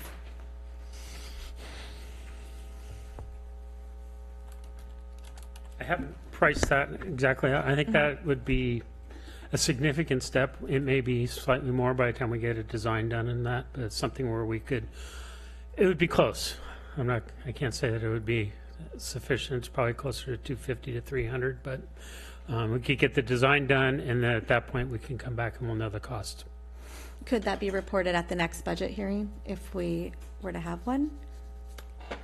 I just don't want to create a project that is not, put something on there that We isn't. could come back with a better number than I'm giving you right now, make it the final number no until we, get design costs and all that. But I could measure how much wall it is and all that and come up with a more realistic estimate. Okay, I would appreciate that, to make a better decision on how we split the 542,000. I would agree that originally 800,000 being put back into the general fund, 200,000 for the hold for the wristband. I agree with that. The Claire's crosswalk, again, it's one of those, I feel like we've made up that number and we're not really clear on what we're gonna do with 150,000. So I'd like to see what that would really get us. Cause it doesn't seem like it's enough based off of your analysis presented earlier. And I agree that we could probably find other avenues to find, we could probably find somewhere else for the beach festival dollars. Your recommendations earlier seemed adequate, but you're saying there's a shortfall of 3,000 we would have to come up with somewhere? No, we've got it completely covered. It will drop what our revenues over expenditures, when I started, listed at 3884, it would just drop it to 884. Okay. I would be fine with that. I would also agree with Council Member Bottorff that the need to be on MBEP is probably unnecessary at this time unless they come back to us. So you're suggesting rather than reallocating it to the beach festival, it's just cutting the MBEP membership and funding it? Okay. And so, again, I don't know if that leaves us anything for the contingency fund, which I would like to have that information at the next budget hearing to see if there is room to have, to do that, because it makes sense, but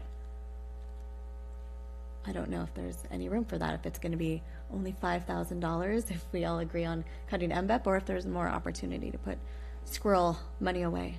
Right, so then these two inherently you're supporting, but the question is how far, what does that really get us? Right, how much?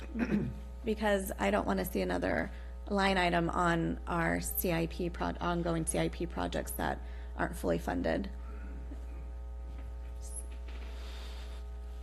I just wanted to ask a quick question on the Cap Ave wall. Are we just talking about that one block there, or are we trying to bring it all the way up? You're just going from Fanmar to Stockton, California. California, yeah, correct. Okay, thank you. Yeah, no, it's not the big hunk. Okay. So And I think you originally had that, Steve, at 250. I think 150 to 250, and I split the. Right, and it's been a while since I looked at it, so I'm a little hesitant. So I'm interested in what comes up too, because I'm a little uncertain what is actually anticipated here. I mean, I know the problems. I mean, the garden looks like heck. It hasn't been taken care of for forever, and it is hard to get out of cars, stuff like that on the passenger side. So I'm trying to get a better understanding what the project is, and I'll wait for that. Well, I can give you a quick synopsis. When the village enhancement projects were first designed or thought about in the late 1990s, there was a preliminary design put together for there that involved a narrower sidewalk than normal, but enough room for people to get out of the cars, and then a vertical retaining wall where that slope is right now up to the elevated sidewalk. So it'd be some version of that I think we would move forward with. We can't really move the whole sidewalk down to the street version because then there's no access to the properties there. But we could widen that area enough so people could get out of their cars more easily and stabilize that hillside with a retaining wall. So just use the area where the plantings are for that. Okay, got it. Yep. And Mayor, if I may add just one more thing, if the numbers come out in our benefit and there is leftover dollars to utilize, I would prioritize slurry seals as well, because from what I heard from the presentation, it's, we can use a little bit or a lot of it, depending on the project itself. So that would be a priority. Okay, so we're getting close. How much was for the slurry seals on 41st? And then you also had the citywide slurry seal. Right here, if you switch it. I don't believe 41st is a slurry. Yeah, no, but there's patching there for sure. Yeah, we need to repave the two intersections at Capitola Road and at Claire's, and then do a slurry seal on the rest of the road, and that's probably $400,000. Oh heavens. Okay. Mhm. And what was the 200,000 for? Oh, here we go. Oh, did I throw 200? Yeah, that's why I mentioned it, That was because I thought it citywide. was reasonable. Oh, That 400. was the citywide, Steve. So that's on the citywide. For 41st Rehab is what she was talking okay. about, was 400 to $1 million if we wanted to do more paving. With the citywide slurries, doing more of the residential streets. So depending on how much longer we wait, this 400 to a million is going to increase quite a bit, and that's sort of our conundrum every year, right? When we have these issues come up, Right. It seems to me 41st is looking pretty bad, especially towards the highway, and that's major potholes at this point. So to me, that's a major problem. How big it's going to get before we wait till next year, that's sort of, so this, my interest here is the, let's go back to the spreadsheet. So finish the Brisbane, definitely Ed pointed out something that's very important. Claire's, I would like to do, I agree with Yvette, if the cost is not certain, it'd be good to have a report. I'm not for the bulb outs. That increases the cost quite a bit. Also, it takes away from a lot of parking. Recently, there's a lot of people that are doubling up in their apartments there. Parking is a premium. So crosswalks. And I did remember asking sometime in the past about accidents on that street. And traditionally, we wanted to slow the traffic down on that street because it's potential accidents, but we haven't had any reported, at least the last time I asked. So there is a problem with speeding, but apparently they're relatively safe. But crosswalks is a major thing because people trying to get across the street and fast cars, and then as you know, the road goes up and down, so sometimes the sight levels or the sight angles are very poor. So I'm definitely for the 200 on that. Looking at the cost for the Claire's, crosswalks and stuff like that, let's wait until it comes back. Same with Bellaroma. I'd like to add in something on the slurry seal for 41st, or the fixing of 41st. I feel that's very important. That's one of the things city, people who come to visit the city, I agree with Ed, they see the thing in front of Bellaroma also, but it's a major thoroughfare right now. It impacts considerably more people use 41st than the few people that park in front of Bellaroma. Even though I agree with that, it has been an issue for a long time. So I want an item in there for the slurry seal on 41st, fixing 41st and that whole. I think that starts at 400, and I'm not sure how much we're going to get, but at least start that project.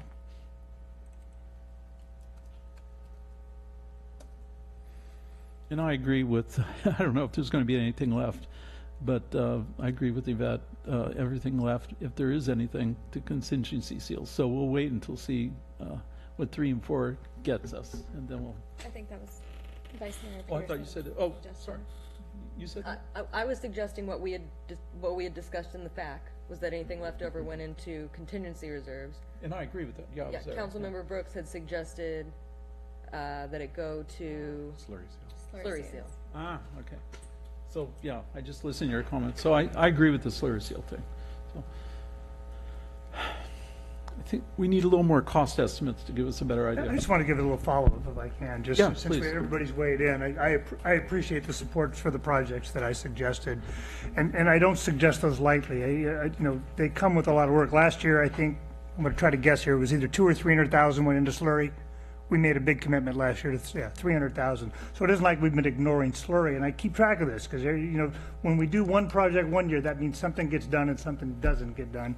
And these projects that I bring up are ones, you know, it's like the Brisbane. This is one that we absolutely, and I can appreciate the 3 votes there, that it needs to be done.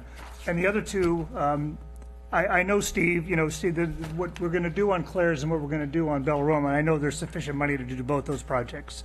You can go back to the first slide, go all the way back to the very first slide. It's where there was some money that's left out, I think, or maybe it's the one that had all the projects on it. Yeah, in there is where I found there's 18,000, 36,000, 13,000, and one is Park Avenue Sidewalk, one is the Street Pavement Project Bank, the other one is the Village Sidewalk Cooperative. Those are projects that would be used to help contribute towards the Bellaroma project. So there is enough money in there to do the project. It's, you know, even with the inflated cost, Steve, if we put aside 200,000 and we use those funds there, we're going to be within 30 or 40,000 from completing that project, which I know we can find a way to do that. It's just, I think what we need to do is really focus on checking the box and getting projects done. And these are ones that are, they're not taking a big bite of the apple. And on Claire's, my intent was not to do bulb outs. My intent was only to do the bulb out where the intersection is, because I think, don't you normally do a little bulb out? That's it. No bulb outs for traffic calming. the way, just yeah. the bulb out. I'm really just trying to focus on getting one crosswalk for people to cross there. I mean, we were here in January and people were here from Claire's and we all weighed in a little bit. We want to do something on Claire's.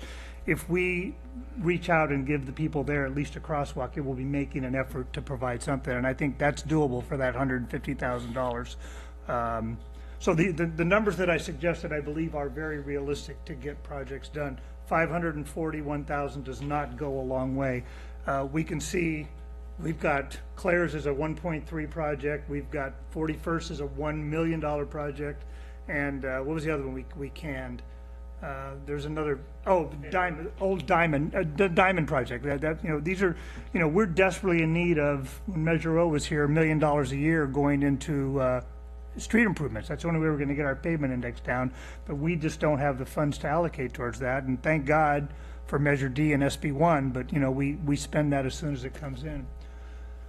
But anyway, so I appreciate the support on these three projects. I think for us, to send a message to the citizens of Capitola by completing these projects, the sidewalk at Brisbane, the crosswalk on Claire's, we get a lot of concern and calls from people on Claire's that want some indicator that we're spending money in that side of town.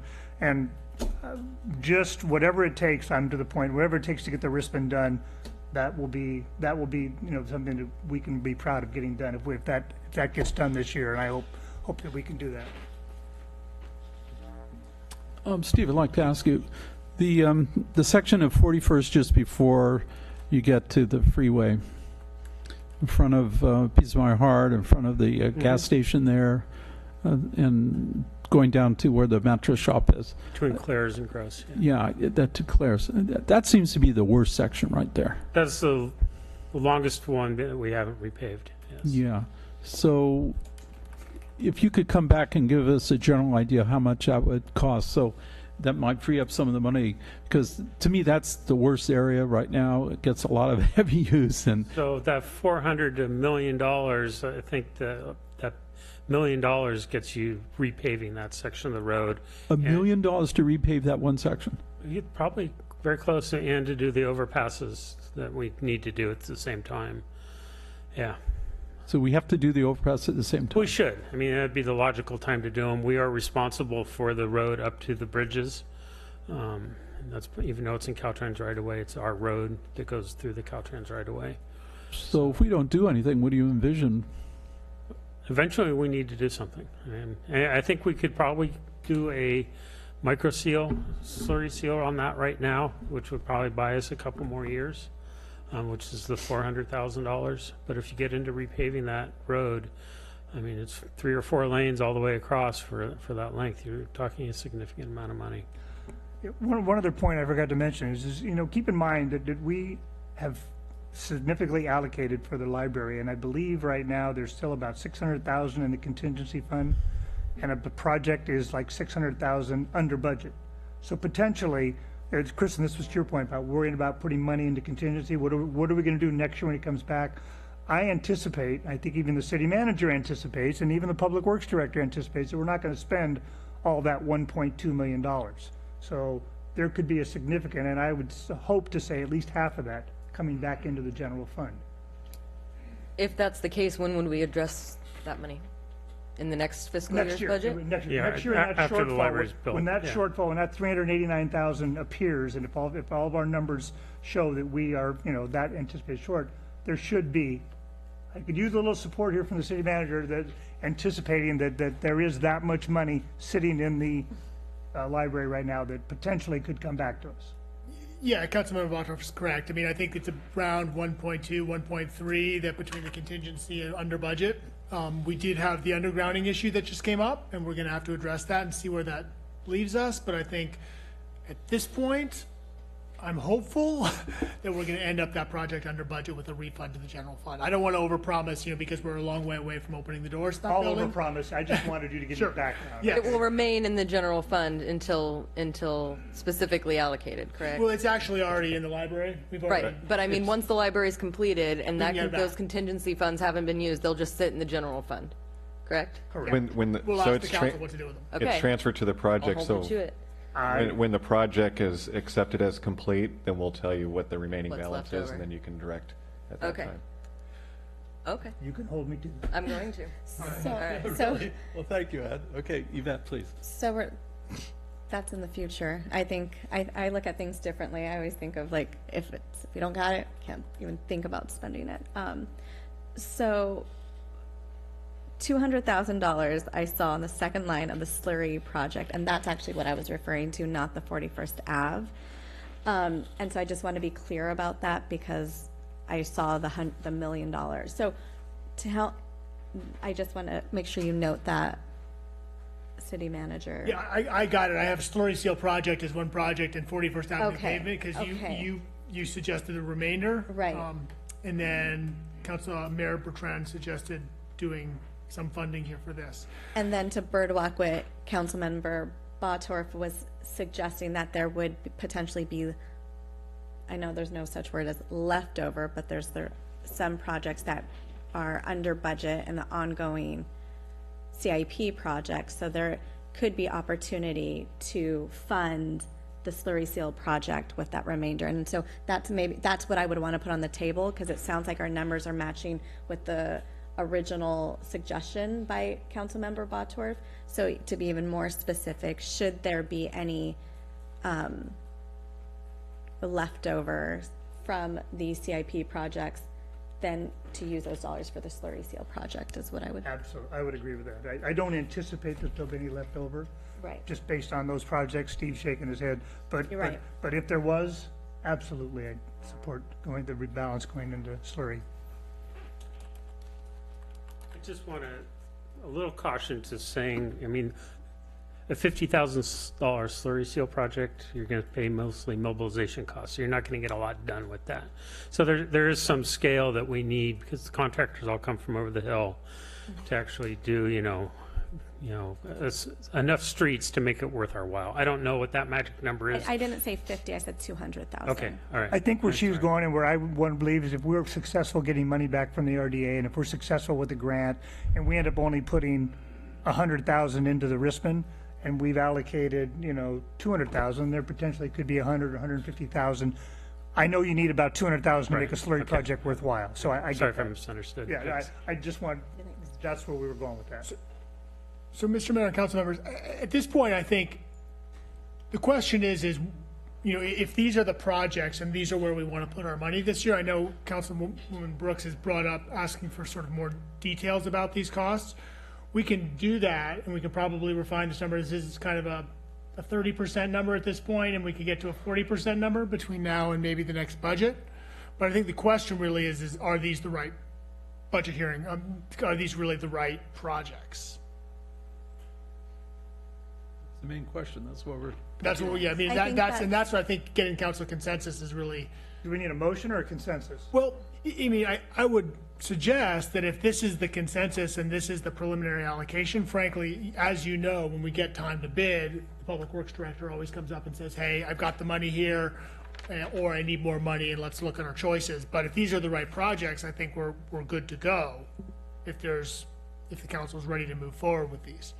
So what I hear is my major project is fixing 41st. And I see that that's not going to be a cost, but what's the cost going to be in a year from now or 2 years from now? The problem with 41st is it exceeds the money that we have to do Yeah, the I know. project. I mean, I could say that that's the project on Claire's. Claire's is a $1.3 million project, and Steve will tell you that Diamond and 42nd is just as bad as Claire's is. So we have $3 million projects that are in the queue right now. That Yeah, and let's not forget Fanmar. So, Fanmar's about three-quarters of a 1.3, million. yeah. But I would have a hard time with Fanmar because I'm thinking 41st serves, I don't know, 100,000 cars a year. Fanmar, even as a shortcut, it's not a high volume I think Claire, when we made the effort to commit to Monterey and Park and we did those improvements, we affected a lot of the community. And the projects like Diamond and 42nd and Claire's and 41st, you know, it's big bang for the buck there. So, and I don't, and you know, I think that we should. I mean, I'm totally optimistic about the library because when that money comes back, and if we don't have that shortfall, we could be in a position next year where we could be looking at $500,000 to throw at a major project. Okay, and so I mean, I don't want to be all gloom and doom, but I mean, you know, you brought it up that there was that possible $400,000 shortfall next year. And so I just want to say, I do believe, you know. I didn't bring it up, it's in the budget. No, it's there. Yeah, well, it's anticipated. I mean, you know, it's his best, the finance director's best opinion, and you know, the public works director's best opinion is we're not going to spend all that money on the library. So I just want to have, there is some confidence about, we're just not taking $550,000 and throwing it to the wind. There is some chance that some of that's going to come back, even though the city manager is very reluctant admitting that. So, can I make a motion that we adopt these projects? I'm going to make a motion that we adopt these projects.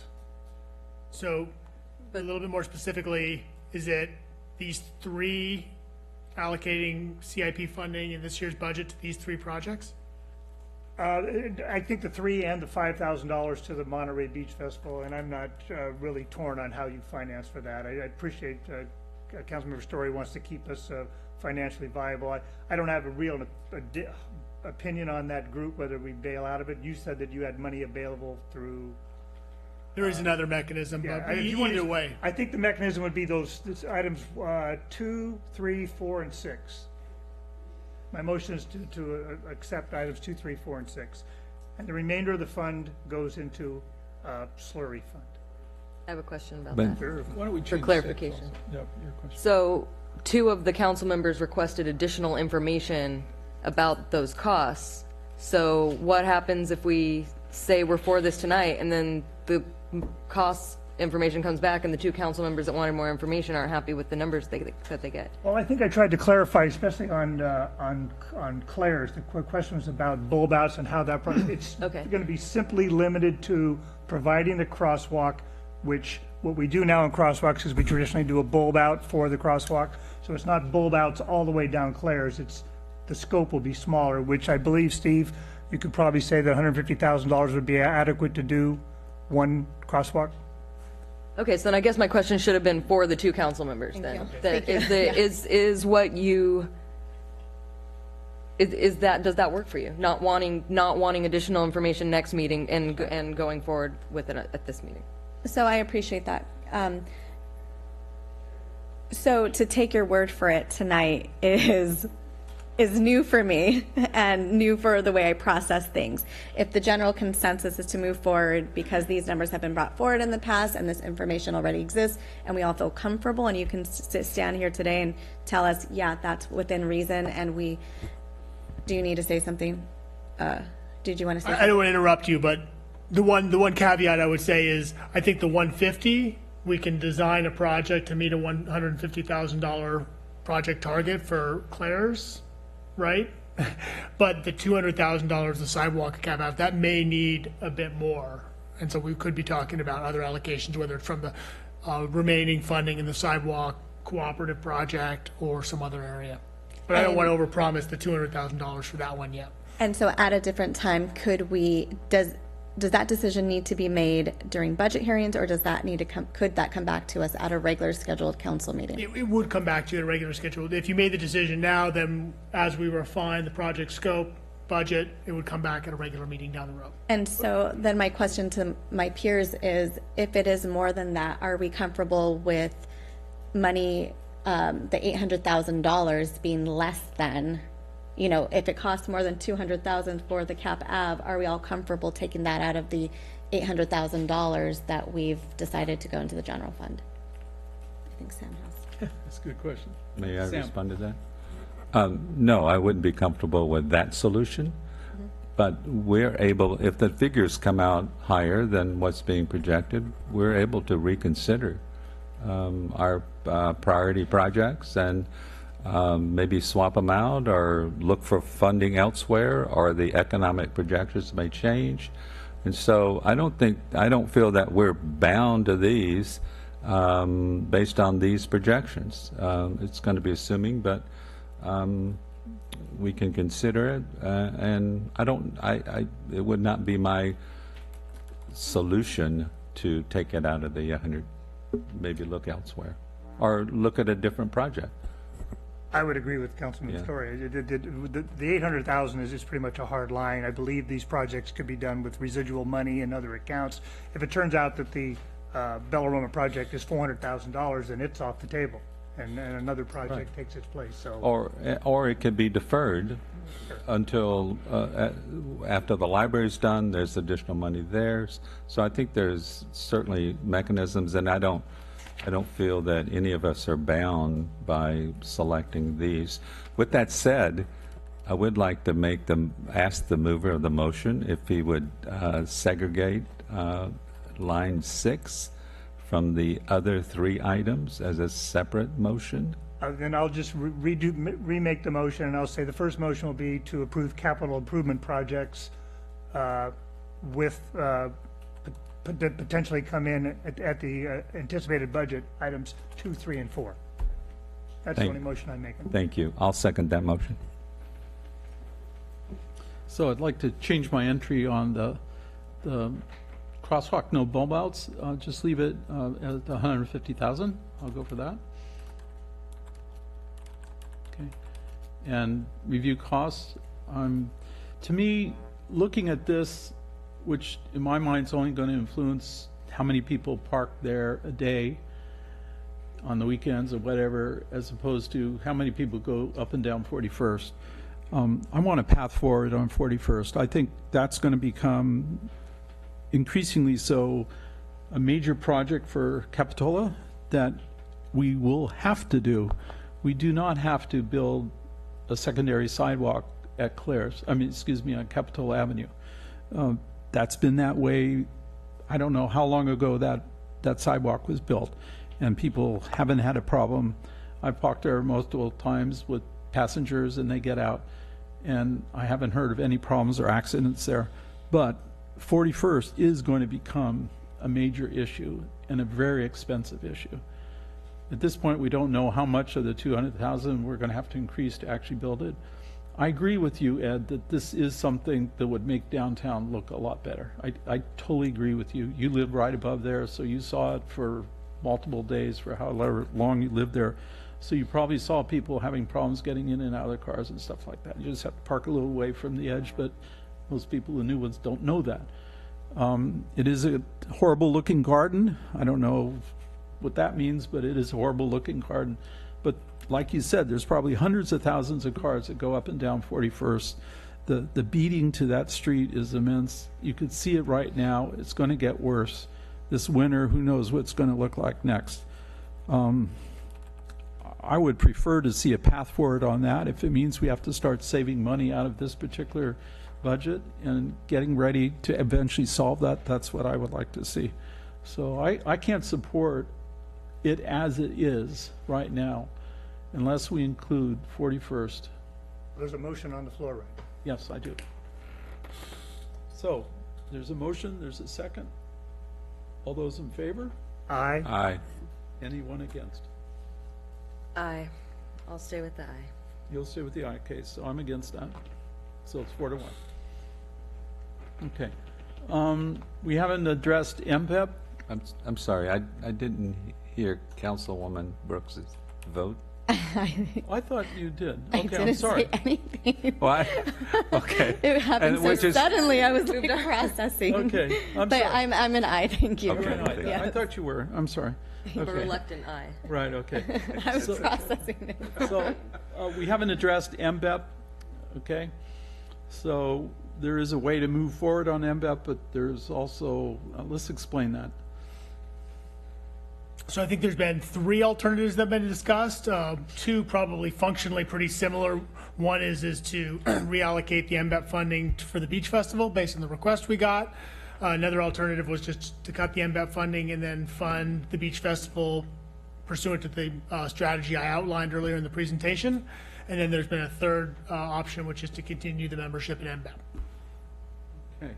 So that is something we're looking for guidance on. So in one sense, we could get MBAP no matter what, but the funding that's in this particular bit that we're trying to consider, we're going to cut that way to fund MBAP and put it in the beach festival. I'm going to make a motion. Okay, go. Motion to have city staff reallocate $5,000 from community television and other sources to support Beach Festival. As we identified in the staff report. Second. Yes. Okay. Any discussion?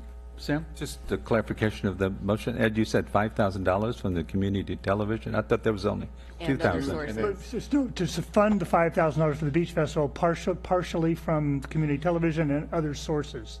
They identified 2 sources on the slide. Oh, yeah. Okay. All right, yeah, But thank you. 5,000 to the Beach Festival, of which you said 2 was coming from community television and Yes. 3 from something else. Yeah, There it is. Okay. thank you for that. I'll second that motion as well. Okay. All those in Didn't I favor? already second it? Yeah. Yeah. See, you're sitting next to okay. So all those in favor? Aye. Yeah? I said, Oh, okay. Okay. I think that concludes everything at this point. We have a little bit more data We coming took back. no action on MDOT. Yeah. Okay? But we have other things we have to address still. Oh, Oh, what? So, what are we missing? so the other things that we're looking for direction on before staff would be ready to present a resolution to adopt the budget is the 22-8 in early childhood youth TOT funding. So council may wish to discuss that further. The question I think fundamentally also is do we want to have another budget hearing at this point? I think that's the remaining item that we're looking for direction on. So we can continue this to another budget hearing, or we can focus on that this evening. We decided everything else other than that, everything else for the budget you have direction on? We have direction on everything else. If there are other outstanding questions or council comments, or you want to have more information, we're happy to do that and bring it back. I'm at a loss on it. You gotta. yeah, if I may. So in regards to the 22,000, how close are we to, where are we with the community grants RFP? So it's going to rest on.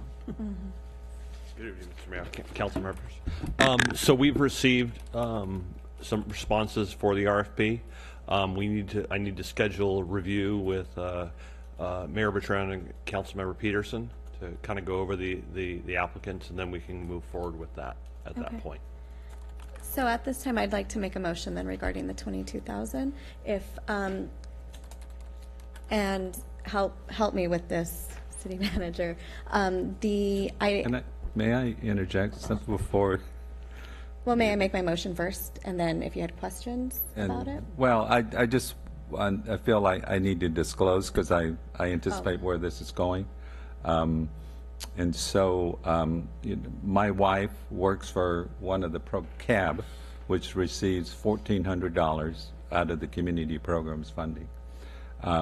I've been advised by the city attorney that I should not participate in any discussions of the community programs funding. I'm unclear as to whether this dedicated and the motion you're about to make is a part of the community programs funding or is a separate item from the community programs funding.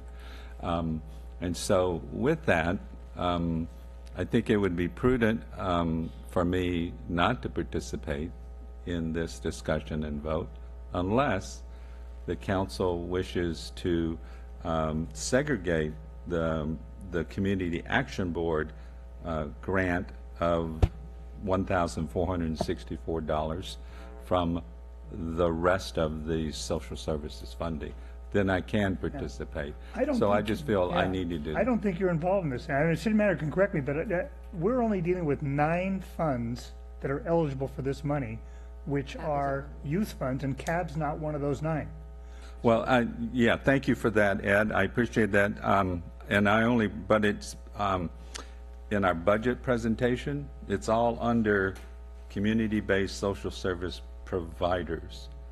And that's why I brought that up, because it was kind of unclear to me whether Have we not segregated the TOT out of the community grants and it's its own fund now? I mean, you help me with that, because what Sam's addressing is a community grant program, which the youth program, TOT, no longer contributes towards that at all, But I hear what council members are saying. I'm confused, and I'm glad you're bringing it up, because it's. Well, I just felt, I felt an obligation that I needed to at least bring it up. Sure. And if there can be some clarification, I know the city attorney's not here, but if there could be some agreement that this funding is as separate and in part as it is, Yeah. and then I'm all in. That's my understanding. It seems separate to me. I mean, at this My point. motion may complicate things. Oh, gosh. Ah, well, there we go. Well, Because it depends on the outcome of the study. So my motion tonight was going to say, let's wait and see what the outcome of the study is, which I would anticipate would include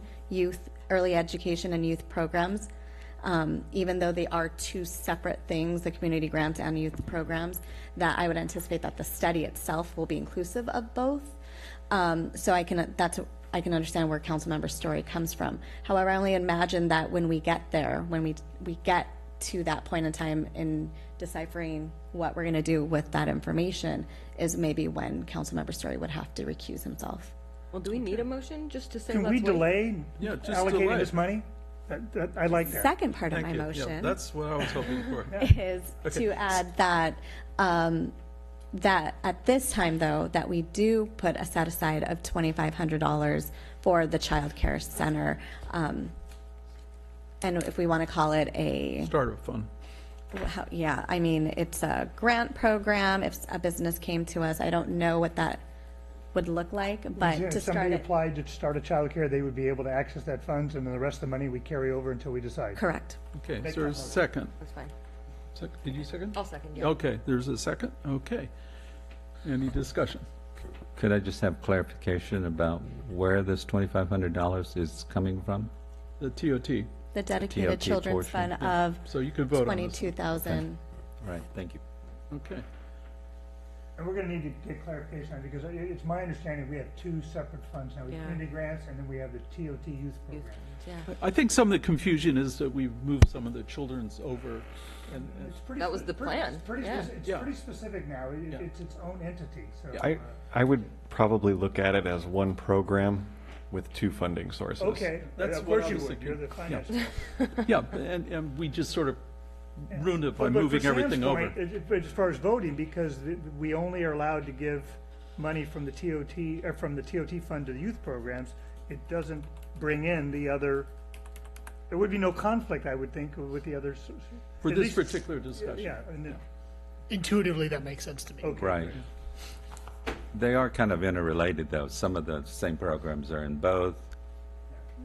But see, Sam, for right now, we only have 9 that are in the youth Right, program. And- right. And Cap's those not one should of be delineated somehow, so we're in our own little group, so we don't get confused. And they are. I think you were both correct in the sense that, yes, there is we have a fund for them, but they also are presented on this page, and it was an effort, frankly, to be more transparent, to sort of summarize everything we're doing.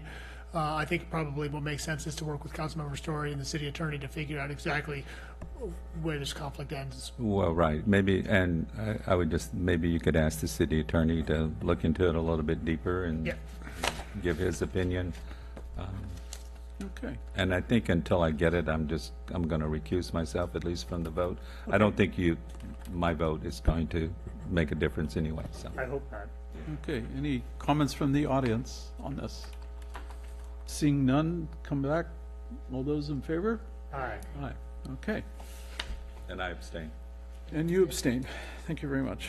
But I did want to just also remind the council on the other solution to this is to segregate the Community Action Board funding from all the rest of the activity. And that way So you'll I be just able to want, vote and we on don't, things. you don't necessarily need to do that tonight. We can maybe wait for the city attorney's opinion, but that would be another resolution. So, Bring us back an opinion, and I'm sure we can all agree on it. okay. Thank you. Maybe we could do that as a policy discussion, because there may be other people on this, like your CAB, for instance. I mean, we vote on different things that sometimes may conflict with this fund. I don't So- have a conflict. Yeah, you don't have a conflict, but there might be other people that do have a conflict, So we depending on what come they, back yeah. No, we do have to figure out Yeah, well- what we're gonna do with the rest of that TOT fund. But you said we could No, put that off. What? You don't have to make a decision at this stage. At this point, it's the funding is restricted. It's restricted tax revenue, so it'll sit in the fund and accumulate Until we through this decide fiscal year until you make a decision about how to allocate it. So we can have a study decision on this one. Okay, any more items? So, We need to make a motion to adopt the, so what you would do at this stage would be is if, unless there are other research items that we should be looking into, I don't believe we have other budget follow-up things or budget things we need direction on. No, just some cleanup stuff. That I was thought we're through So at this then- point. So then my recommendation is everybody's comfortable with that, then you make a motion to cancel the 2 remaining budget hearings, and then on either June 13th or June 27th, we would come back with the resolution and the budget adoption paperwork. And we would do kind of a quick recap of, all the changes that were made. And you're getting MEPEP through another way to fund it, right? Yeah, MBEP wasn't cut, so at this point it would remain in the Okay. council members' We're fine. membership. Okay, motion to cancel the June 5th and 13th meeting and come back with a budget presentation. Would it be the 20th? Or Canceling the June 5th and 20th 5th and meetings, 20th? coming back. Oh, on canceling the June 5th and 20th budget hearing meetings. Second. any comments from the audience? Seeing none, all those in favor? Aye. Okay. Thus ends our city council meeting. Thank you very much And for our attending. budget for 2019. And our, yes, thank you for, yes, Congratulations. that's a major one.